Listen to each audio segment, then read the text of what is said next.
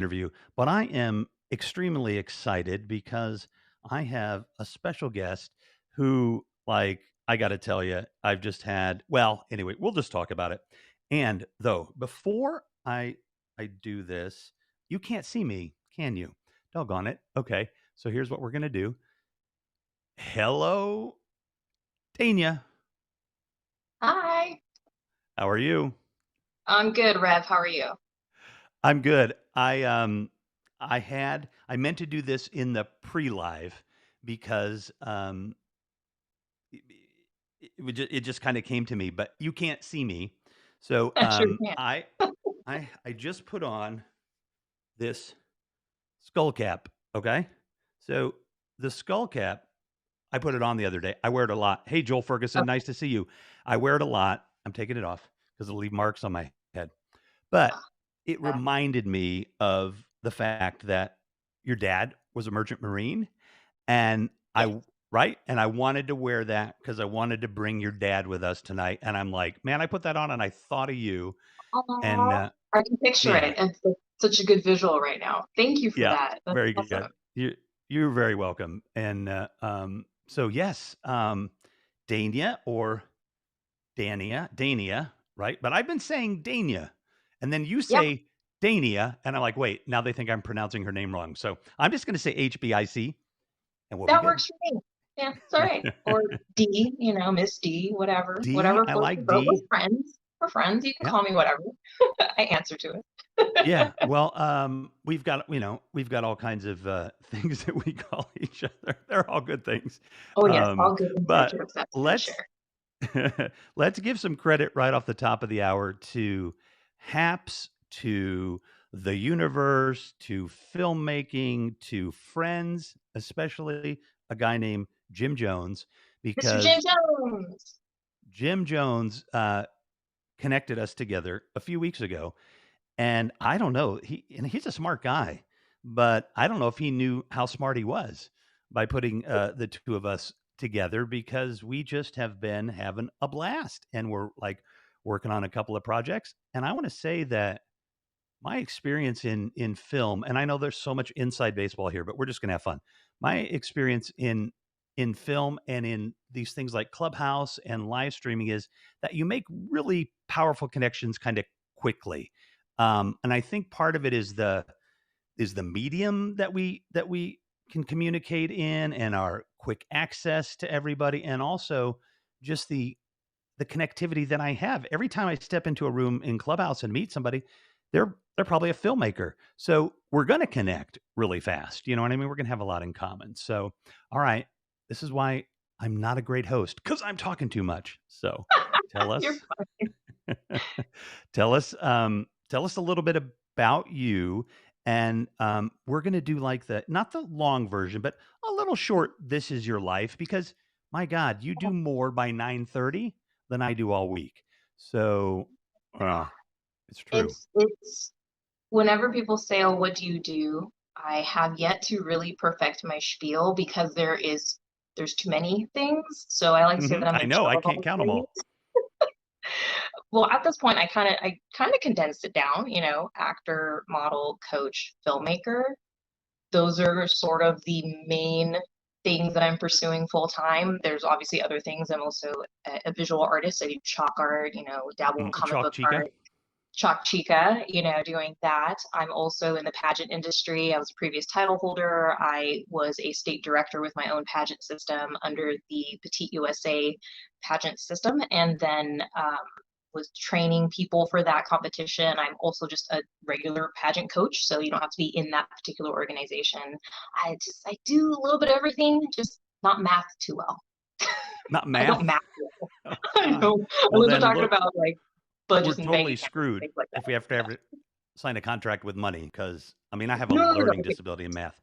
Let me, well, I'll say that when it comes to financial matters and especially budgeting and those You're kinds on of it? things, I'm a whiz. I just don't Oh, ask good. me to do like 15% of a number because I'm just going to stare at you and just smile.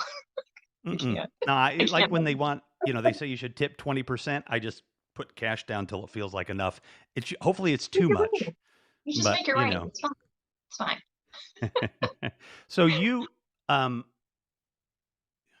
Okay, if I had to ask you to tell me one of those things that you do that you are the most of. Ah, you jerk. That's so hard. I guess I'm one of those rebels who just to make me pick one thing Mhm. instantly makes me uncomfortable Okay, because well then undo it, that's fine. I don't like favorites, I don't, so but well, I guess actually at this point in time, I would just say I'm a storyteller, put it that way. oh, I nailed it, feel like that's nailed it. broad Nice right? job, Right? nice Thank you. job. Thank you for Um, setting me up for that. yeah, It was hey, not we definitely didn't plan ahead, but sometimes it'll work. The, okay, so let me do this because I do know a little I probably know more about you unless Jim is watching than, anybody that might be watching, and, I wanna kind of go a little bit to the pageant thing because it's really interesting because when I was reading about you and I was reading about I mean, the pageant stuff, the you became the director of the pageant organization like after you won for the state of California, right? for the state of California, yes, Right. under the Petite USA umbrella. Yeah, I Right. became the state's first state director. They hadn't had one before, so I figured why not, and so I did it. Did did that mean that there weren't even 50 states participating at that point or Correct. So the way pageants work, and there's a lot of people who don't really know about the politics of it, it's a whole microcosm oh, I'm within each sure. pageant organization. So with this particular group, it had been around for a while, but it's very, very hard to get all 50 states signed up. It takes a lot of commitment, a lot of resources, a lot of people and dedication. So when you have states that have a state director, they're in charge of having their state pageant, finding those title holders and then bringing that team to the national competition. For states that don't have a state director, you basically are appointed. And that means that out of all the applicants from that state, the national director is the one who determines, okay, based on their qualifications and photos and maybe an interview like on the phone or on Zoom, will select you to be the title holder for that division for your state without having technically competed against other people. So you get recognized as an official title holder and you get to go to nationals and compete, but you don't have a state director and you may not necessarily have sister queens who are in the other divisions from your state. So sometimes you'll have one girl representing her state. Sometimes you get lucky and you have a full team of people. So with California, when I competed in 2015, there wasn't a state director. I applied, I was chosen and appointed, and then I went on my own to Florida to do the national competition and won. And from there, instantly just said, I have to replicate this. I want women and girls in the Golden State to have this opportunity. And Mhm. so that's how that came about. Well, that's awesome because and by the way, Jim is here because I know you can't Yay! necessarily I don't know if you can see it, but he says she's a wonderful mentor for some youth who need a helping hand. She is. Oh, I got to be honest with you, Jim. Shit. She's oh, you can swear on here by the way. She's my she's been a mentor to me in the last few weeks. So, I've learned a ton and you did a great job, dude. I owe you big time, my friend. And the thing about the pageants that I found was interesting was because I think, there are people that like think, pageants and feminism and, I'm just going to use those words. I'm not going to go into detail, yeah, but, right? absolutely. But Mm, one of the things that I was definitely had the impression was, and you just said it there too, is that you wanted young women to be able to be in this competition and you find it highly valuable to young women. I'm going to say here. And so tell us why for you and for other young women, you think doing this is such a great thing. So I think before I address, my journey with it and those of the queens, I call my clients that I coach queens instead of clients. Hmm. Before I kind of go into that, I want to say that for people out there watching who are not familiar with pageants or who have a kind of jaded, biased, or stereotypical perspective, Right. throw out the term toddlers and tiaras. I don't even touch that. Not that.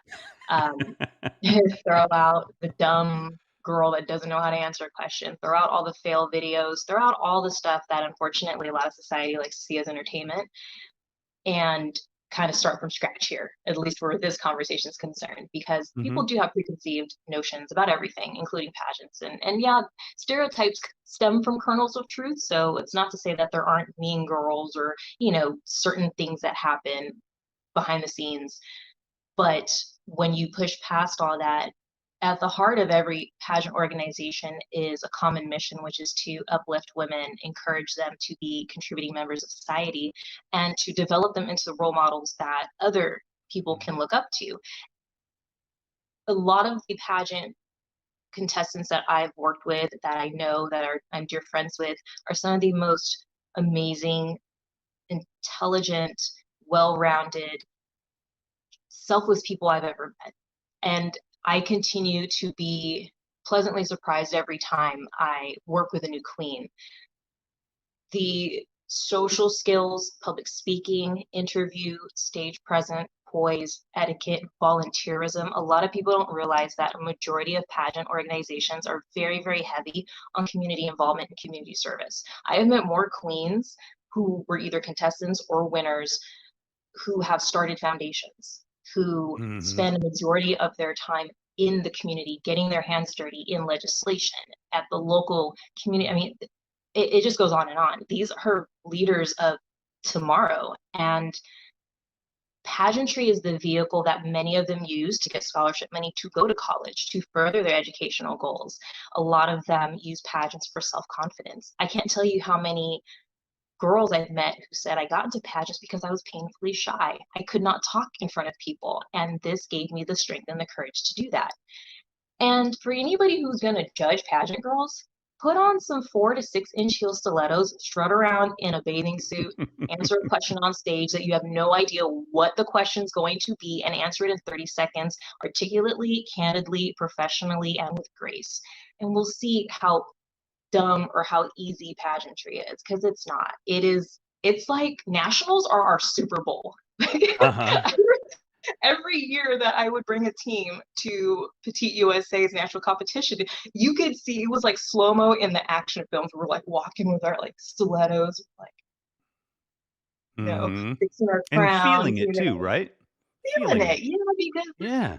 this is a form of femininity at its most fun. And it's not always glamorous. There are tears, there are meltdowns, there's damage control. I mean, you're talking about reality TV. This is the real thing, just without the cameras. But this is also speaking to different organizations that are also creating themselves in the likeness of what they want to see. So yes, you are starting to move away from you have to be this size or this body type. And there's so many fun facts I love to teach people about pageants because I'm a nerd. And one of the things that a lot of people are surprised by is that when it comes to competition portions like swimsuit and evening gown, the judges are coached and they go to orientation, and they're well versed, if the organization is doing a good job, on what to Hmm. look for the criteria. And when it comes to that stuff, they're not judging who has the best body. Let me say that again.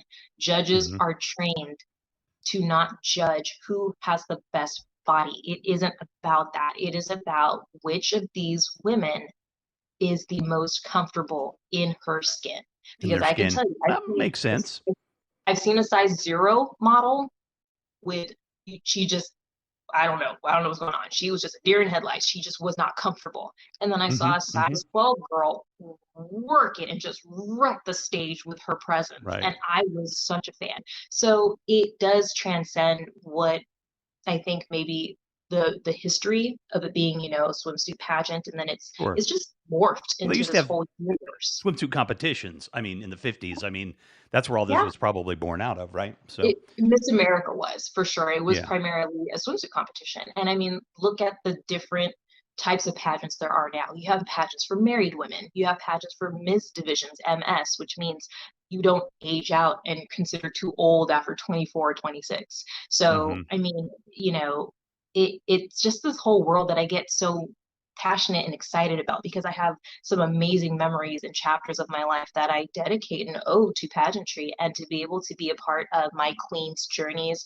in their competitions, it you're a part of somebody's life, a very significant chapter in a woman's life. And that is a privilege that I take very seriously, and I love it. Well, I am really happy that I brought up the discussion because I know, because we've known each other for so long, that it is a big part of your life, and we have been talking a lot about filmmaking and this and all of the things, and I really I appreciate that perspective for people because it's a difficult world these days um, for everybody, and understanding all of the changes that our society is trying to go through and embrace, with the ideas around gender and sex and all of these things that can be really confusing. And you said something just really powerful to me, which was that I'll paraphrase here, but helping young women become leaders, because um, the young women for since the dawn of time, basically, have not been uh, allowed to be generally or even promoted, encouraged to be leaders. So that I think right there is just incredibly valuable, and I hope people take away that from the conversation that young women leaders are something we need. There's an interesting statistic out there, folks. By the middle of this century, maybe slightly later, other than the hard sciences, there will be more women in college than men. And in fact, there's already a crisis of young men not going on to college. So it's going to be a problem. And by 10 years from now, there will probably be more women in the hard sciences as well. So I think that the guys better get their shit together, but I'm very happy that the women are going to have their shit together and can be in charge for a while. Politics aside, we've had, I don't know, 40 something white guys to be president. We could do without another one for a couple of 100 years and be fine. And so, it's time, to kind of shift things around here a little bit, and I really am excited that pageant, that it's there. And I do wanna say, why is it that I wonder, tuition issues? Oh, okay, hang on one second. Darian's here, but let me read what Jim said. In the last 2 months, and I didn't know all of this. I didn't. In the last 2 months, she has won various awards for her acting, writing, and directing in 2 films at festivals in Rome, New So Jersey, Los Angeles. Jim knows you well, among others. She's on a he's like my roll. second dad, so he Yes. wouldn't, Oh, no. um Yeah, yeah. yes, he said that, right? You're like his daughter, right? Just He's received an he's the amazing review. greatest hype man a girl can have. What's that? He's the greatest hype man a girl can have. Well, that's awesome. He's a great guy. Yeah, And yeah. he's going to be on our show. Ooh, and you guys might be doing something together we can talk about. For The sure. you never know. So Darian says, "Why is that? I wonder. Tuition issues? Are you talking about? Oh, you're talking about men, boys in school? No, I mean, I think it's just it's a bit of a these would just be my suppositions. This would, I guess, be my guess, but I think it's just a bit of a cultural shift. I mean, boys are just not being um, encouraged, because they just kind of were assumed and all these things. I just think it's a big part of the new mishmash of the culture. And look, one of the things that's really interesting too when you dive into these statistics about college is the most well-educated, who is the from a demographic kind of racial, I guess, perspective and sex/gender perspective, who is the most educated group, right? And it's Black women. More statistically, more Black women are in college than anybody else. Now, it's a smaller pool, and there's a lot of other things that make that number maybe not quite look so great. But I think that that's progress. That we're seeing more women in there. Again, the problem is we're seeing the boys drop off, and I think that's going to be a problem. But Why I can't like we that just shift. balance? Life is about Yes, balance. right. Why is it I gotta mean, keep being this like, I'm not a fan of that. Let's get yeah, it together. and I don't want to dive too much into the politics of it and all of this stuff. I want us to have we can have this conversation at other times as well too, or now, doesn't matter. But the the I talk about this with my 8-year-old. The idea that because I'm big and strong, and muscular and charming and handsome, I just threw that in. The the that I was kind of assigned certain roles through evolution and from proto-human history to human history. But at a certain point, my massive muscles, not really, but well, I mean, no, never mind. I'm not going to get it's not necessary for me to be bigger or stronger than a woman to kind of go through daily life. So, like certain things that we can do or say, even from microaggressions to, all kinds of things, we can consciously say, hey, evolution made me a big, dumb brute, but I can change. I can do things differently. And that's always the focus to me. And with the pageants, you're changing the way that they think, the structure, of what they see leadership is. And just to see you and as a powerful, badass woman in filmmaking, which we're going to talk about, is huge. It's a big deal. I had Anna, Lydia, and Denise Cruz on here recently, two Latina filmmakers and a screenwriter. And I mean, talk about underrepresented in Hollywood. And it's yeah, it's a big deal. So I'm just super stoked to have you on here. And I'm going to shut up again. No, it's all good. Yeah, I just the opportunity to be able to tell my story and, if we don't tell our stories, people will not have something to relate to. You never know who's listening, who may need to hear what you have to say. And it's not about being an attention seeker, like, oh, I did all these great things and I have to talk about it so that you can. No, it's about being inspirational. There's a difference between ego and knowing your worth and what you have to impart to other people that will hopefully impact them.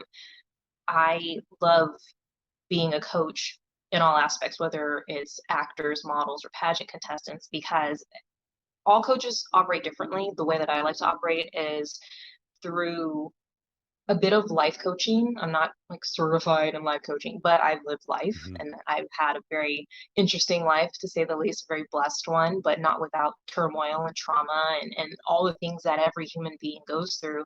And I think if you have the opportunity to guide people through their chapters in a way that can hopefully spare them some of those inherent traumas that maybe they would have fallen prey to, I think that's amazing. If you can, one of the things that I love with the coaching that I do is it's about positive affirmation. Am I going to be tough? Absolutely. If you're not applying yourself, if you're not trying, and I'm just sensing you go through the motions, I'm going to call you on it. And I'm going to tell you that you're better than that. Or if that's the case and you're not taking it seriously, do not waste your time and do not waste my time. So it takes discipline and working with a coach who hopefully has your best interests at heart, not just in how much you're charging and how much you're paying your coach. You want to cultivate a natural friendship that they see you and you see them, because that's when people learn the best, is when they feel like they're really being listened to and they're being supported and they're not being judged. I'm constantly telling my queens and my clients how much potential they have, how much I believe in them, and how much I root for them. Some of them have very amazing support systems. Everybody's rooting for them. Others, not so much. Yeah. Sometimes I'm the only cheerleader they have. And the stories that they tell me, their experiences, the things they share with me are all so crucial, because I'm getting a window into who they are as a person, and I'm identifying all these great things and moments and being able to bring those to the surface and continue to remind them, you keep pushing because you have this to give, and it is okay to be unapologetic about who you are. and what your goals and your mission in life is, just go out and do it. So being able to be a coach and a mentor and consult with people gives me an opportunity to remind folks how much they deserve to succeed. They just have to want it more than everybody else. Because if it's something you really, really want, you're going to Hmm. go through hell or high water to accomplish it. I firmly believe that. You're not going to let anything stand in your way. And sometimes all you need is just a person in your corner going, you can do it. And I've been doing that all day. Yeah, I was gonna say, like, all they really need to do is just follow you around for a day because you They'd are be all those exhausted. things that you just spoke about. Paul Garrett says, Dania is an Oh, inspiration as well as a fantastic acting coach. no, Paul is such a dear. Oh my gosh. Okay. So I'm one of the luckiest people in the world in that I have been able to cross paths with so many amazing human beings. I am a huge empath. I'm, I guess, a hippie. I don't know. From California. That's what we do. I love and thrive off people's positivity, off their energy, their zest for life, their talent, their potential. Watching people succeed gets me high. That is my thing. And Paul is just one of those souls who, the minute he walked into the room, I just went, oh my gosh, I have to work with him. And that's what makes me excited to wear the hat of a director, because now I can take action on a lot of these things. I can meet talent and actors and just be like, okay, I'm already thinking of a role for you. I can't wait to direct you in this. It's such a great way to connect with another person, Hmm. through the arts in this particular way. So Paul is a doll. I'm going to be working with him on a couple of cool projects, and he's awesome. Hi, Paul. That is I awesome, and appreciate thank you, you. Paul, for joining us. So let's talk a little bit about. Oh my gosh, I mean, I don't know what time we're going to be here till if we start talking about all of these things, but we're in no hurry. How much time you The got? right, the the so the acting bug, right? I mean, because you were an actor before you were a filmmaker, right? I Yes. mean, in terms, right? Okay, 2015. so I've been doing it for right, 20 plus years. how did that hit? Oh, and oh, wait, before we do that, Yeah. I'm gonna hold on. Let me see because I want to make a. Oh, did it show up there? Hang on. Um, oh yeah, here it is. I'm going to show a little clip of something that you put together. We have I two, probably but this can't is the one see that's what's that? it. I don't think I can see it, but go ahead. Go ahead. It's for You the won't be able to. audience. This is the bloopers clip. Okay, Oh, hang on. yay. Okay. Yep, hang on a second.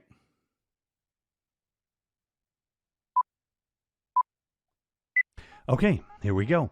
In three, two, one. Hey, this is Revolution McKinnis, and I am. Wait a minute. Hold on. Let me give you a little more space there. We hope you guys join us on HAPS TV Monday, October 25th for The Big Interview with host Revolution McInnes and me, Dania Denise, at 7 p.m. You can do that again if you want. at 10 p.m. Pacific Standard. Nope, wrong time. So people can learn about you and all the dope stuff you've got going on. What was that noise? Jesus. At 7 p.m. Pacific, 9 8. So people can learn about you and all the dope stuff you've got going.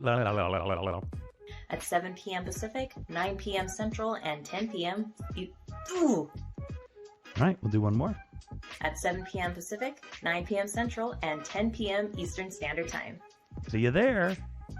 All right, hopefully that's enough. All right. So that was really fun. And if I can pull the other one up. So I want to say to folks too, when you see me looking down, I'm not, I mean, it probably is still slightly rude, but it's one of my friends or colleagues or somebody, I'm not going to just look down there because my neighbor needs some sugar. He's going to have to do without it. But it's somebody that's texting me and something's going on with the show. And I'm kind of constantly trying to communicate with people once in a while. But if I can get the other one racked up, I will show the other one. But the reason that I wanted to show that was just to show the difference. I mean, like, I shouldn't even be allowed on camera with you.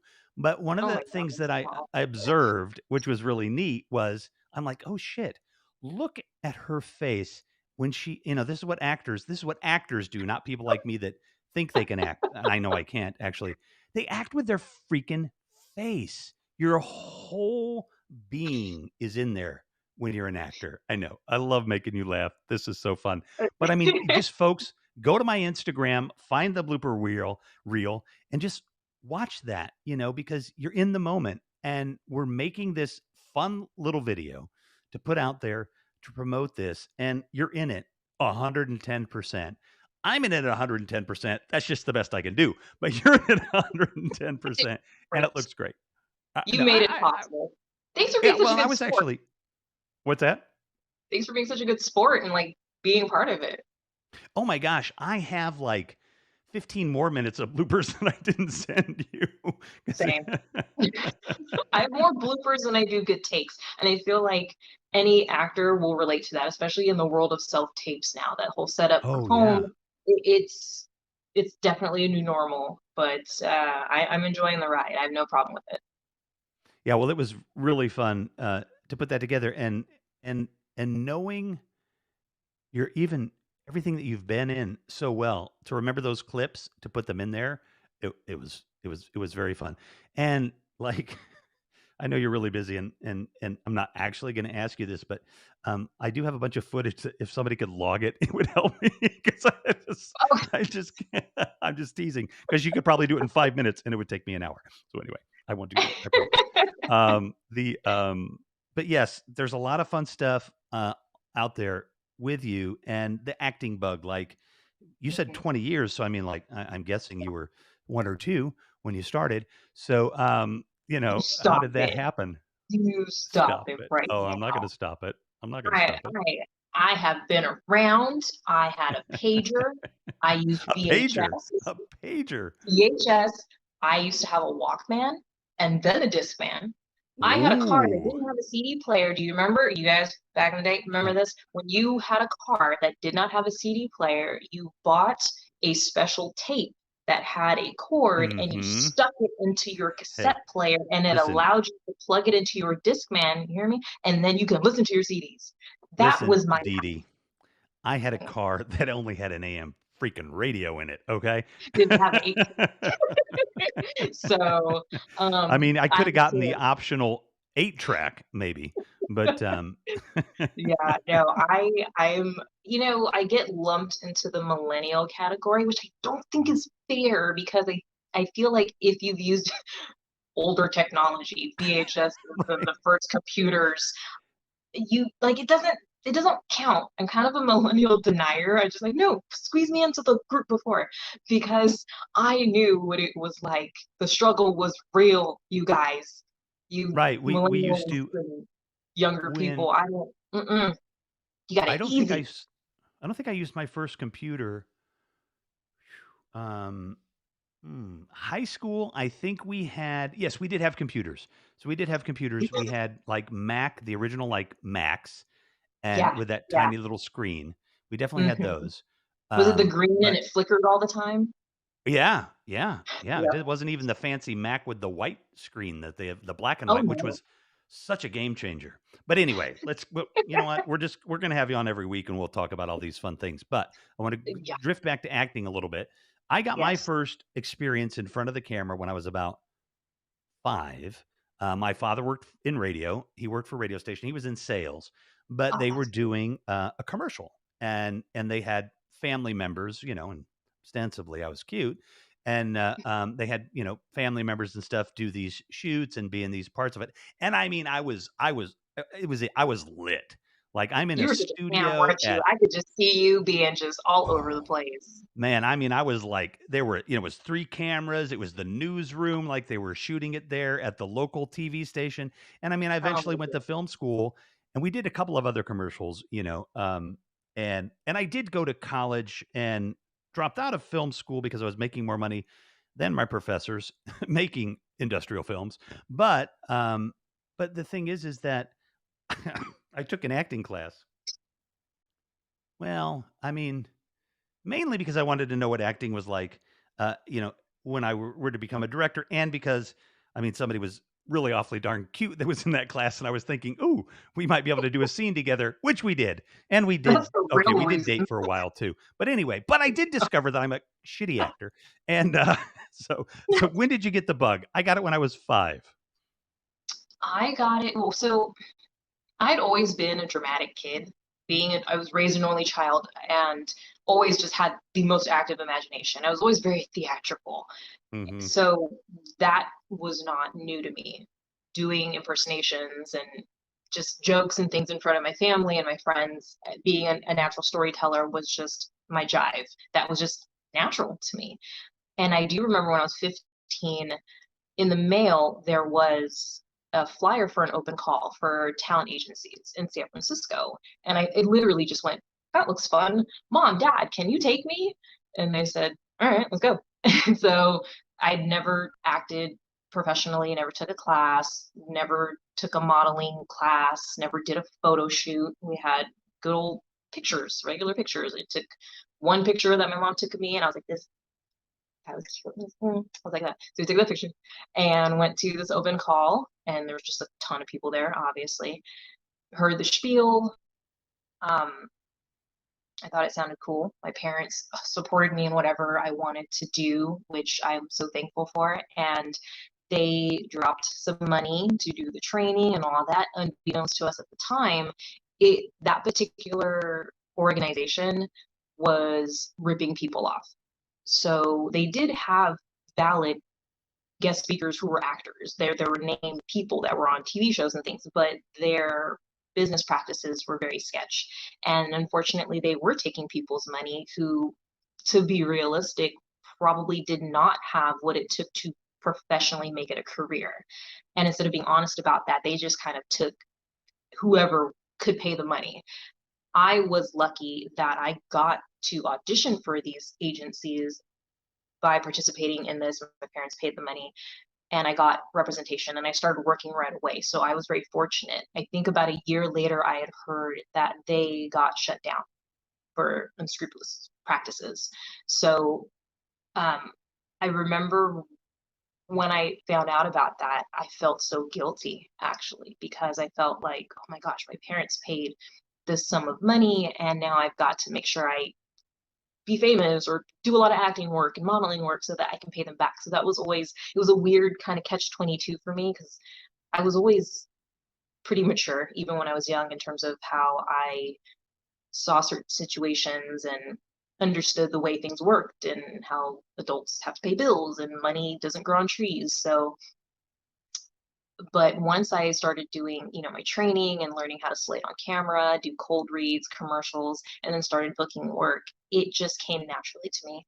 I I just knew that this was a place I wanted to be. I felt that I was good at what I did, and so I stuck with it. And it was always parallel with my schoolwork and whatever I was focusing on academically and for my career, for college, there was always acting and modeling right alongside of it. So it's always been a part of my life and a part of who I am. And I just fell more and more in love with it every single day. And I still fall more and more in love with it every single day. It's just, it knows no bounds, my passion for the industry. Well, yeah, the passion for the industry, and I have a lot of what I what I call what they are working pros on the show in theater, film, and music. People that grind every day and make Yeah, a good living, and you're not necessarily going to know, what their name is. Even right. gosh, oh, Patrick. Man, I'm not going to remember his last name now, but a friend who just won an award.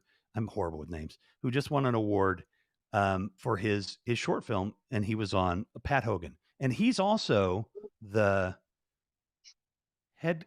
He's the sound guy. I mean, he's in charge of sound for three shows at Paramount. Right?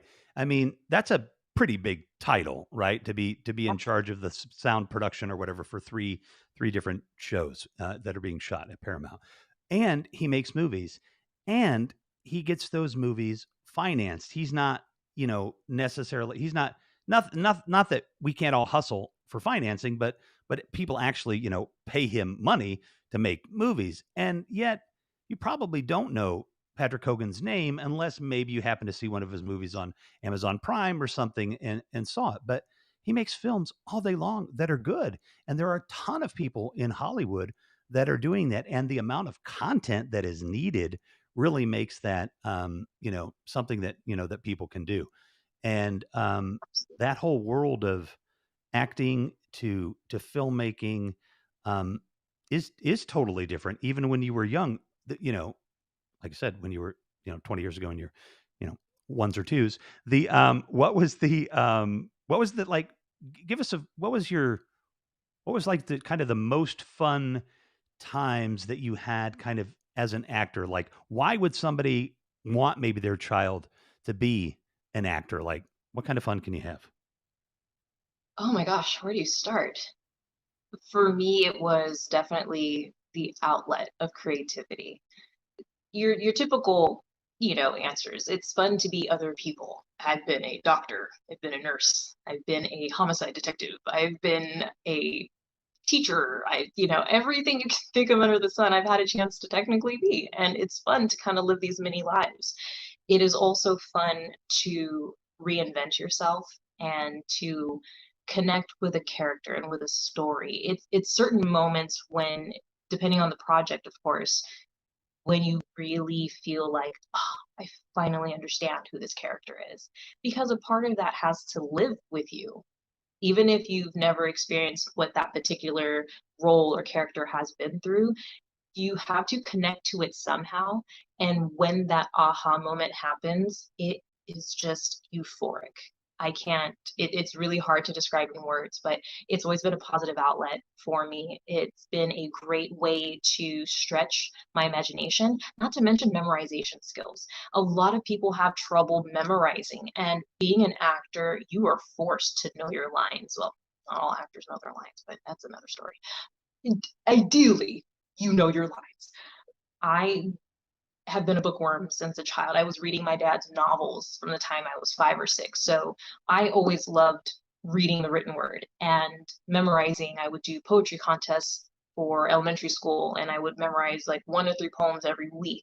So my capacity to remember a lot of text is really great. And acting has allowed me to keep those brain muscles active and functioning, because I think being able to look at a script, go through it a couple of times, spend some time with it, and then be ready on camera is such a vital skill, not just in acting, but what if you're giving a speech? Public speaking, being able to feel comfortable expressing yourself. Acting encompasses all of that. Plus, you get to connect with other people who get to experience the same thing. It becomes this great family, this community of actors. The experiences that we go through, the ups and the downs, the things that, the first world problems that come with being an actor, to have a community of people who relate to that and completely understand the language is it's infallible. It's such a great sense of belonging to be an actor and to just live your craft. I Hmm. thrive off of And that's a big word too for people that talk about the craft of it. acting, and that it is the level of what it takes, to make a film, whether it's a short film, with a small budget. To I just watched Dune last night, and I want to go see it at the theater, but I couldn't wait, to watch it, so I watched it on the like the little 36-inch screen here on my computer or whatever. But that would have been a giant screen a while ago. But anyway, the but it was great. And I know the books well. I've read them multiple times, and I can't believe they like haven't guaranteed us there's a second film, considering where they stopped the film. But anyway, I can argue with the studio later in my own mind.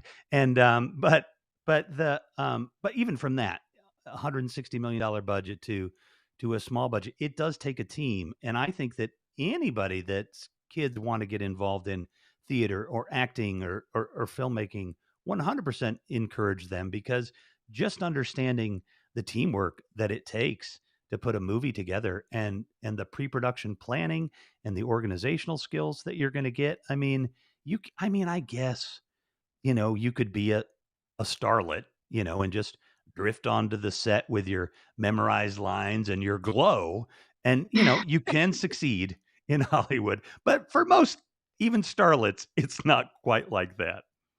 Yeah, and it's funny too, because on the flip side, so many people just want to be actors because they just, it's a romanticized profession, which is completely, literally, we romanticize everything on the screen. You see it and it's like beautiful and prepackaged and just glamorous and glorious, but it's a business. And Hmm. I have, in the last, pretty much since the pandemic started, and the industry has had to, like every other industry, recreate, renovate, rebrand, revamp, whatever, create a new normal.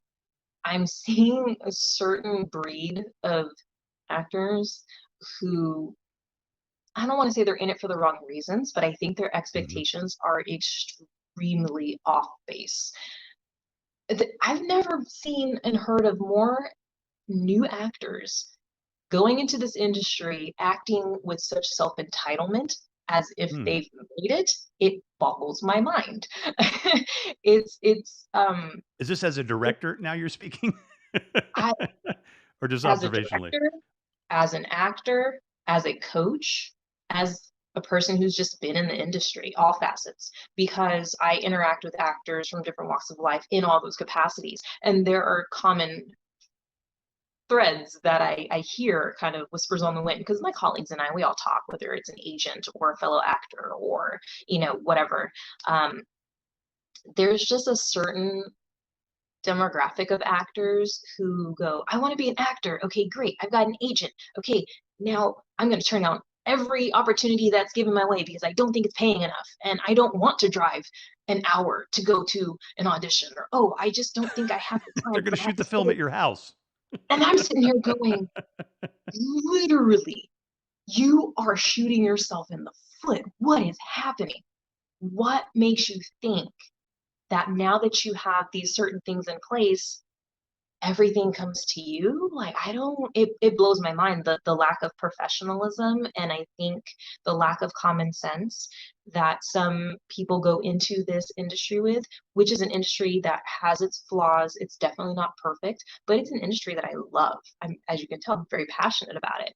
And it's extremely frustrating to see people be a little misguided when they go down this acting path and act like the industry owes them something when they've just gotten started and they don't want to put in the work. They don't want to learn the learning curve. They don't want to hear the bad news or the reality checks or understand that there are no, it's not corporate America.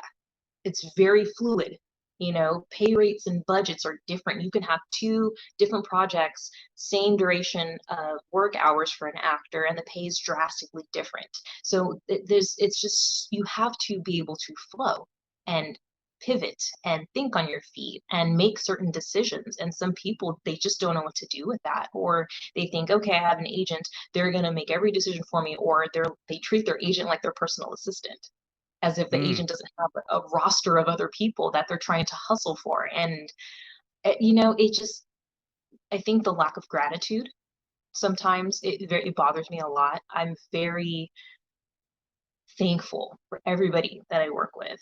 I don't care how long I've been in the business, I'm always going to profusely be appreciative and thank the production crew and thank the director and thank the client, and be Hmm. sure to keep in touch with people and give them shout outs. When I directed No Trophies, which I know we'll talk about in a bit, I Hmm. joked with my cast and my crew as a director, and I said, I'm basically going to be on like this thank you tour because I will never stop telling all of you how much I appreciate you. So I think when I meet people or when I hear about people, the industry is really small. People talk. And it's a shame if you're in a conversation with somebody or a group of people and a name gets brought up and everyone has a reaction like, Yeah, an eye like roll at least, if right? people are Yeah. making a face when your name is brought up, I gotta tell you, that's not good. Not in this industry, really not. So I It get, is. yeah, It's a it, tight it, it, it community, grinds my right? gears. Yeah. Say again? The the um well let's because my gosh, we've been on here for 49 minutes and we could be on longer. It's fine. But what we want to do at the top of the hour is I got to Yes. remember, wait a minute, I have 11 minutes. I literally set a timer for 11 minutes because I need to, at 11 minutes, break us for the IG so I can package this up for Instagram. So hopefully I'll remember to do that. So anyway, let's talk about, because because we could talk about this stuff, and I think we'll probably be on here again sometime. Maybe you'll do some co-hosting or something. Maybe we'll see. But That let's make sure before we wrap up this first hour anyway that we talk a little bit about no trophies, because I want to be able to get yes, that. I want to be able to get that in there because that is the latest. Well, no, the latest thing I know you're releasing. I don't know half the stuff that it you're is the next working on. project that I'm releasing. You're correct. Yes, it's next in the queue. Yes, yes. So thanks to Mr. Jim Jones, he has fallen in love with script writing and reached Ah. out to me and said, "Hey, I got this script for a short film. Would you like to direct it?" And I was like, "Yes, please." So I've always written, produced, and directed my own projects. It is another thing to have someone else come to you and say, "Hey, I've got this project. I would love for you to basically take it and run with it."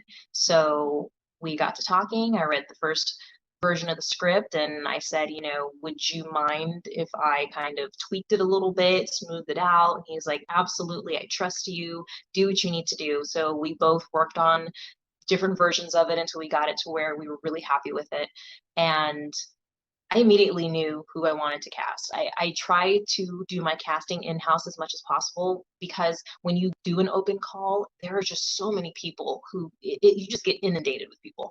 But like I said, when I meet beautiful people, beautiful souls, by beautiful I mean physically, I'm talking about like as a human being, and you also are a talented actor, I've already cataloged you in my mind. I'm already constantly thinking of who I can match actors on what projects. So with No Trophies, I had a really good idea of who I wanted the cast to be. And of course, Jim is in the title role, which makes sense. He wrote that part of Joshua for himself, which I'm not mad at. I think he's perfect for it. So that was the easiest part of casting. Um, Putting this project together literally spoiled me as a first time director. We set the bar kind of high. I got my dream crew. I got my dream cast. We locked in the shooting schedule. We pre-produced the crap out of this project. By the time it was the day before our first night shoot, I was talking to a couple of my friends and I said, how are you feeling, Dania? Like, are you good? And I don't do drugs, but I was like, I'm good. Is this I feel really calm. Like I feel just chill. I'm not stressed. I don't have any worries. And they basically were like, it's because you did what you're supposed to do. And it wasn't rocket science. It just came naturally to me to cross those T's and dot those I's. So we shot for 3 shooting days. Night shoot, day shoot. Brutal. Night shoots are always brutal. I don't care if it's interior, one location, or several locations, you're outdoors. The 2 nights we happened to shoot in a park. And then the next day we shot during the day in my home, actually. So it it was so memorable. Everybody was on that project because they wanted to be there. They believed in the story. They were in love with the characters and the look and the feel of it. It's a horror with dark comedy. There's so much I can't divulge because I have so much secrecy around this. And I didn't make anybody sign NDAs, but I was very good on the communication with my cast and crew. Please don't link BTS. Please don't post anything. Kind of give that to me at the moment. What I post is very specific because it has to be. Because when we premiere this online on YouTube, I want people to not have any idea what they're walking into because that's fun to me. And then after that, then you guys can post whatever you want. And I've got a blooper reel and just so much fun stuff. So we have special effects makeup, Wendy Despinet and Curry Lynn Smith. They rocked it. Those ladies brought it every single day. My cast brought it. My crew brought it. Nobody complained. Nobody got any spats. I gave the pep talk the beginning of each shoot day to set the expectations, to set the tone. And one of the first things I said was, I don't like reality a lot of the time. I make movies to escape all the BS. So I will not on my set have talk about politics. I don't want to talk about who's vaccinated and who's not. I took all the precautions I needed to, made sure people were negative or had proof of vaccination, so we're good. But I don't care about anybody's statuses right now. I don't want to talk about anything going on in current events, just because for once I want to be in a place where we can leave that out there because that's always going to go on and always Mm-hmm. polarize people. And I don't want that on my set. But what I will accept is potty humor, cartoons, video games, Letterkenny, anything obviously related to films. Uh-huh. It just, I just don't want to take things seriously all the time. I just want to make a freaking movie and I want to have fun and make it with my friends. And we had an investor, David Keister is the man. He is amazing. To have somebody who believes in your project enough to say, what do you need? And didn't micromanage. He trusted us, and I made sure he knew where every dime Mm-hmm. went. Right. I took very, very seriously the responsibility of taking the generosity that he provided us and making sure my crew was taken care of, that everybody, got really good food. I'm a big crafty person, and making sure everybody's well fed. And I just took care of my team. Whether I have an indie budget or I have a big studio multi-million dollar budget, I'm always going to take care of my people because that's what you do. So this whole thing with the union strike and just all those things going on, those things were never a surprise to me. They're unfortunate that they continue to happen. But in the indie world, we've always scrapped, but we always made sure to take care of each other. And so I'm glad that things are unfolding the way they are, because people need to understand that the people behind the camera give their lives to bring you guys entertainment. They blood, sweat, and tears. They have made ultimate sacrifices. And some of them, unfortunately, as in recent times, have lost their lives. It is very serious.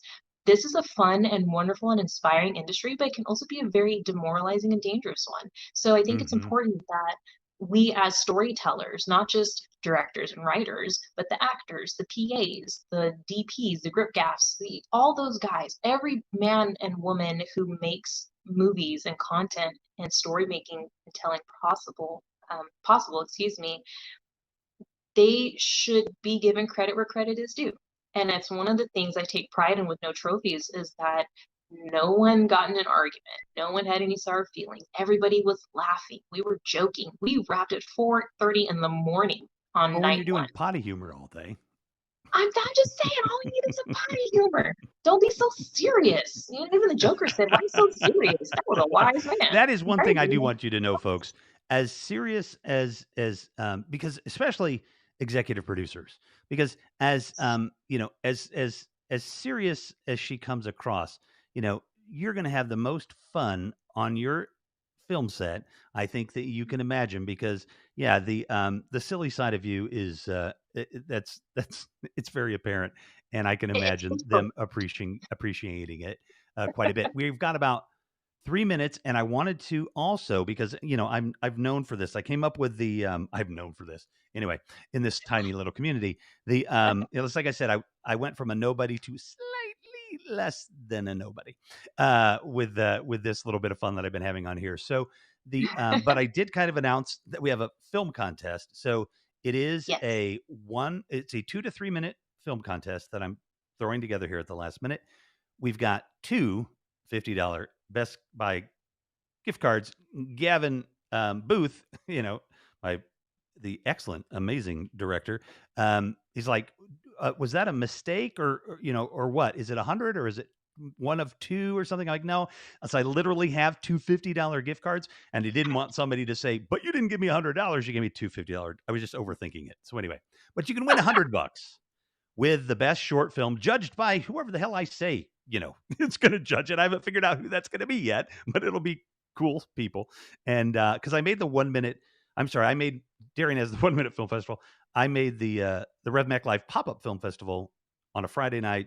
I had somebody cancel. Anyway, we'll tell that story another time because we don't have much time here. But what is the secret word I thought would be something, but do you have a word that they're going to have to insert into a film? What is the perfect word that you would like to challenge somebody to insert into a movie that they have to use that word? Oh, that's so good. You can't drop that on me like And that. you have 39 seconds. Oh, now I feel like I'm on stage in a pageant. On stage question. Yeah. Dang. Do, Um, do, do, do, do, do. I'm ridiculous, right? Like I can't.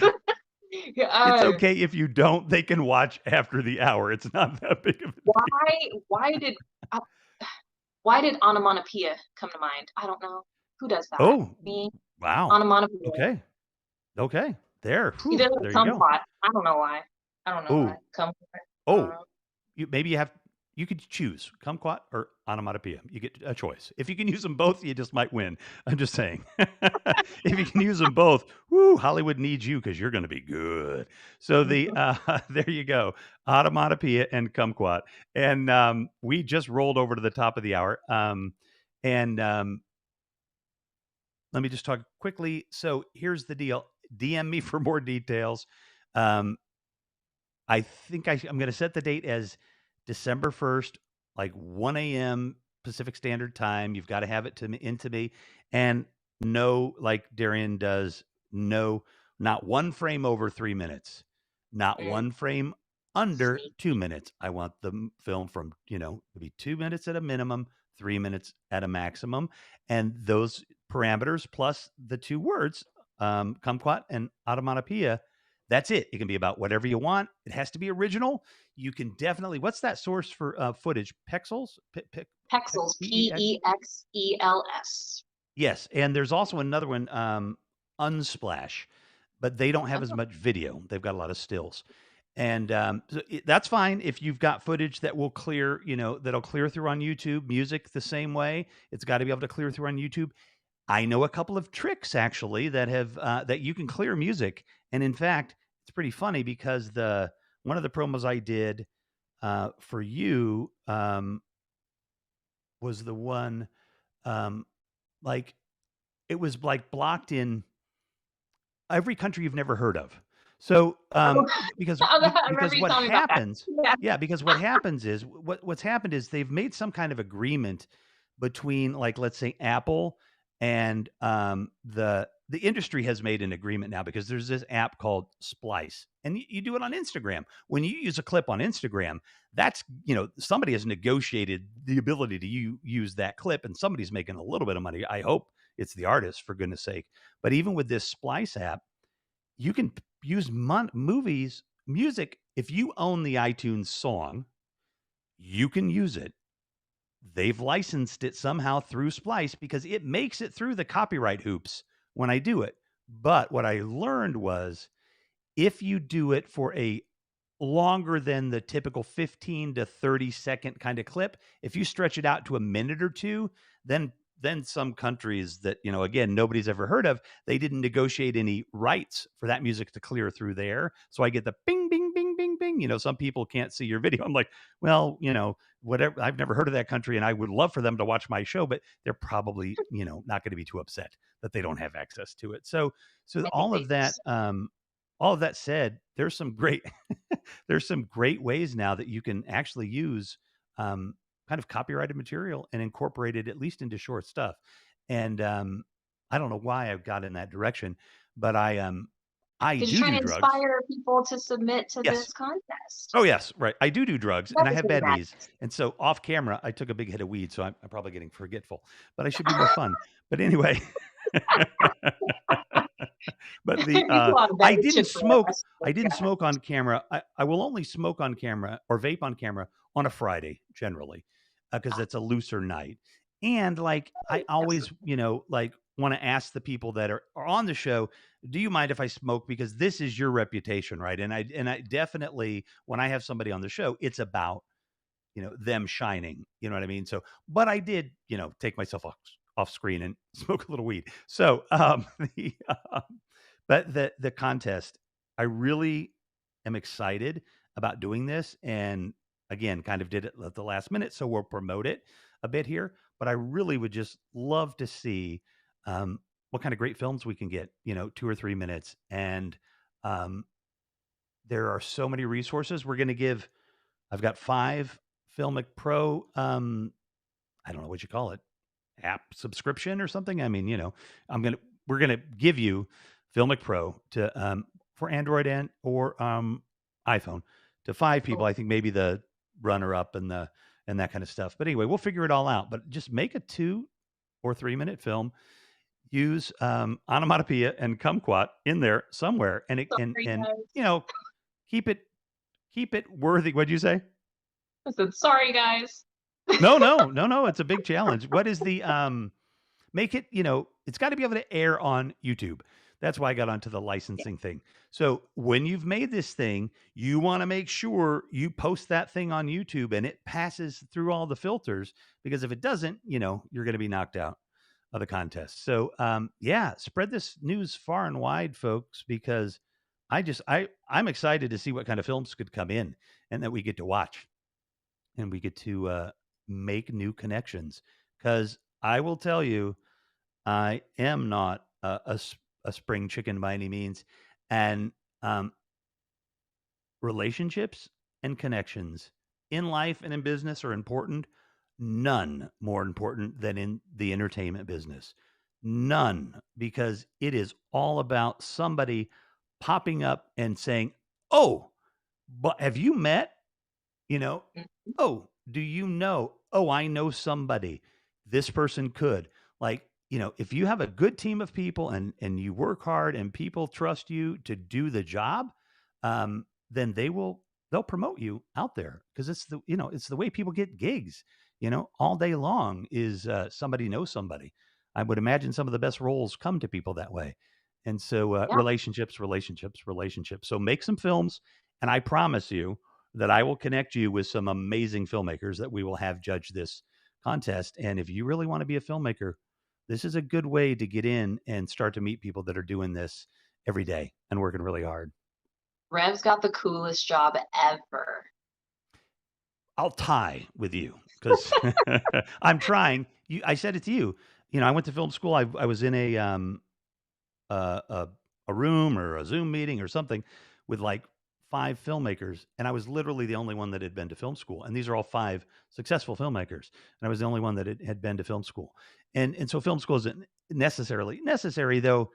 I mean, I don't know. I mean, how do you know that you even need to know about blocking unless somebody tells you? But I guess if you watch enough videos, you do get to figure it out. But yeah, it's just, I think it'll be fun. We'll see who we can get. I want to do these things once in a while. If anybody wants to donate some cash and up that prize, a little, that would be Ooh, cool too. That might the plot surprise us and to thickens. bring some people in. What's that?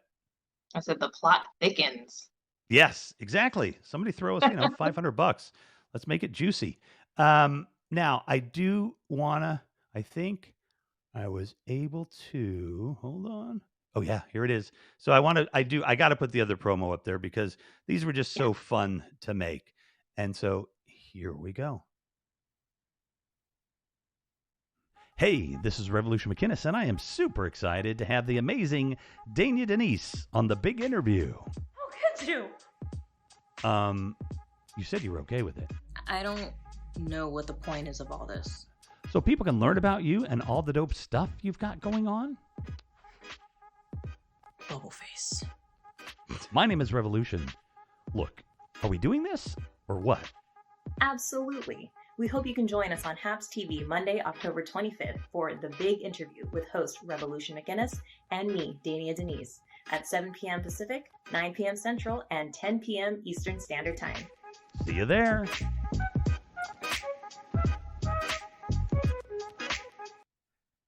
And Darian, I am sorry that I didn't see your pee joke there earlier. If you're still here, and dude, come on up and say hi if There's you a want. pee joke? What? Well, he just says at some point, I don't know contextually where we are, but it said Auntie wanna pee, huh? So that I'm all for that kind of humor. Yes. yes. Great So I know Darian well. I would imagine Darian knows a few of those jokes.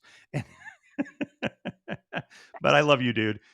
So and Darian's been my co-host on the on and off RevMac Pop-Up Film Festival, which will be coming back, folks. It has a couple of tricky things with that we need to get around, kind of with clearances and stuff like that. But I mean, for now, we're really doing yay, exactly, dude, yay. And I think probably, I'm thinking if I think we might maybe possibly do a show around a film that might be coming out soon by somebody that's on the screen. We'll see what we maybe can put together.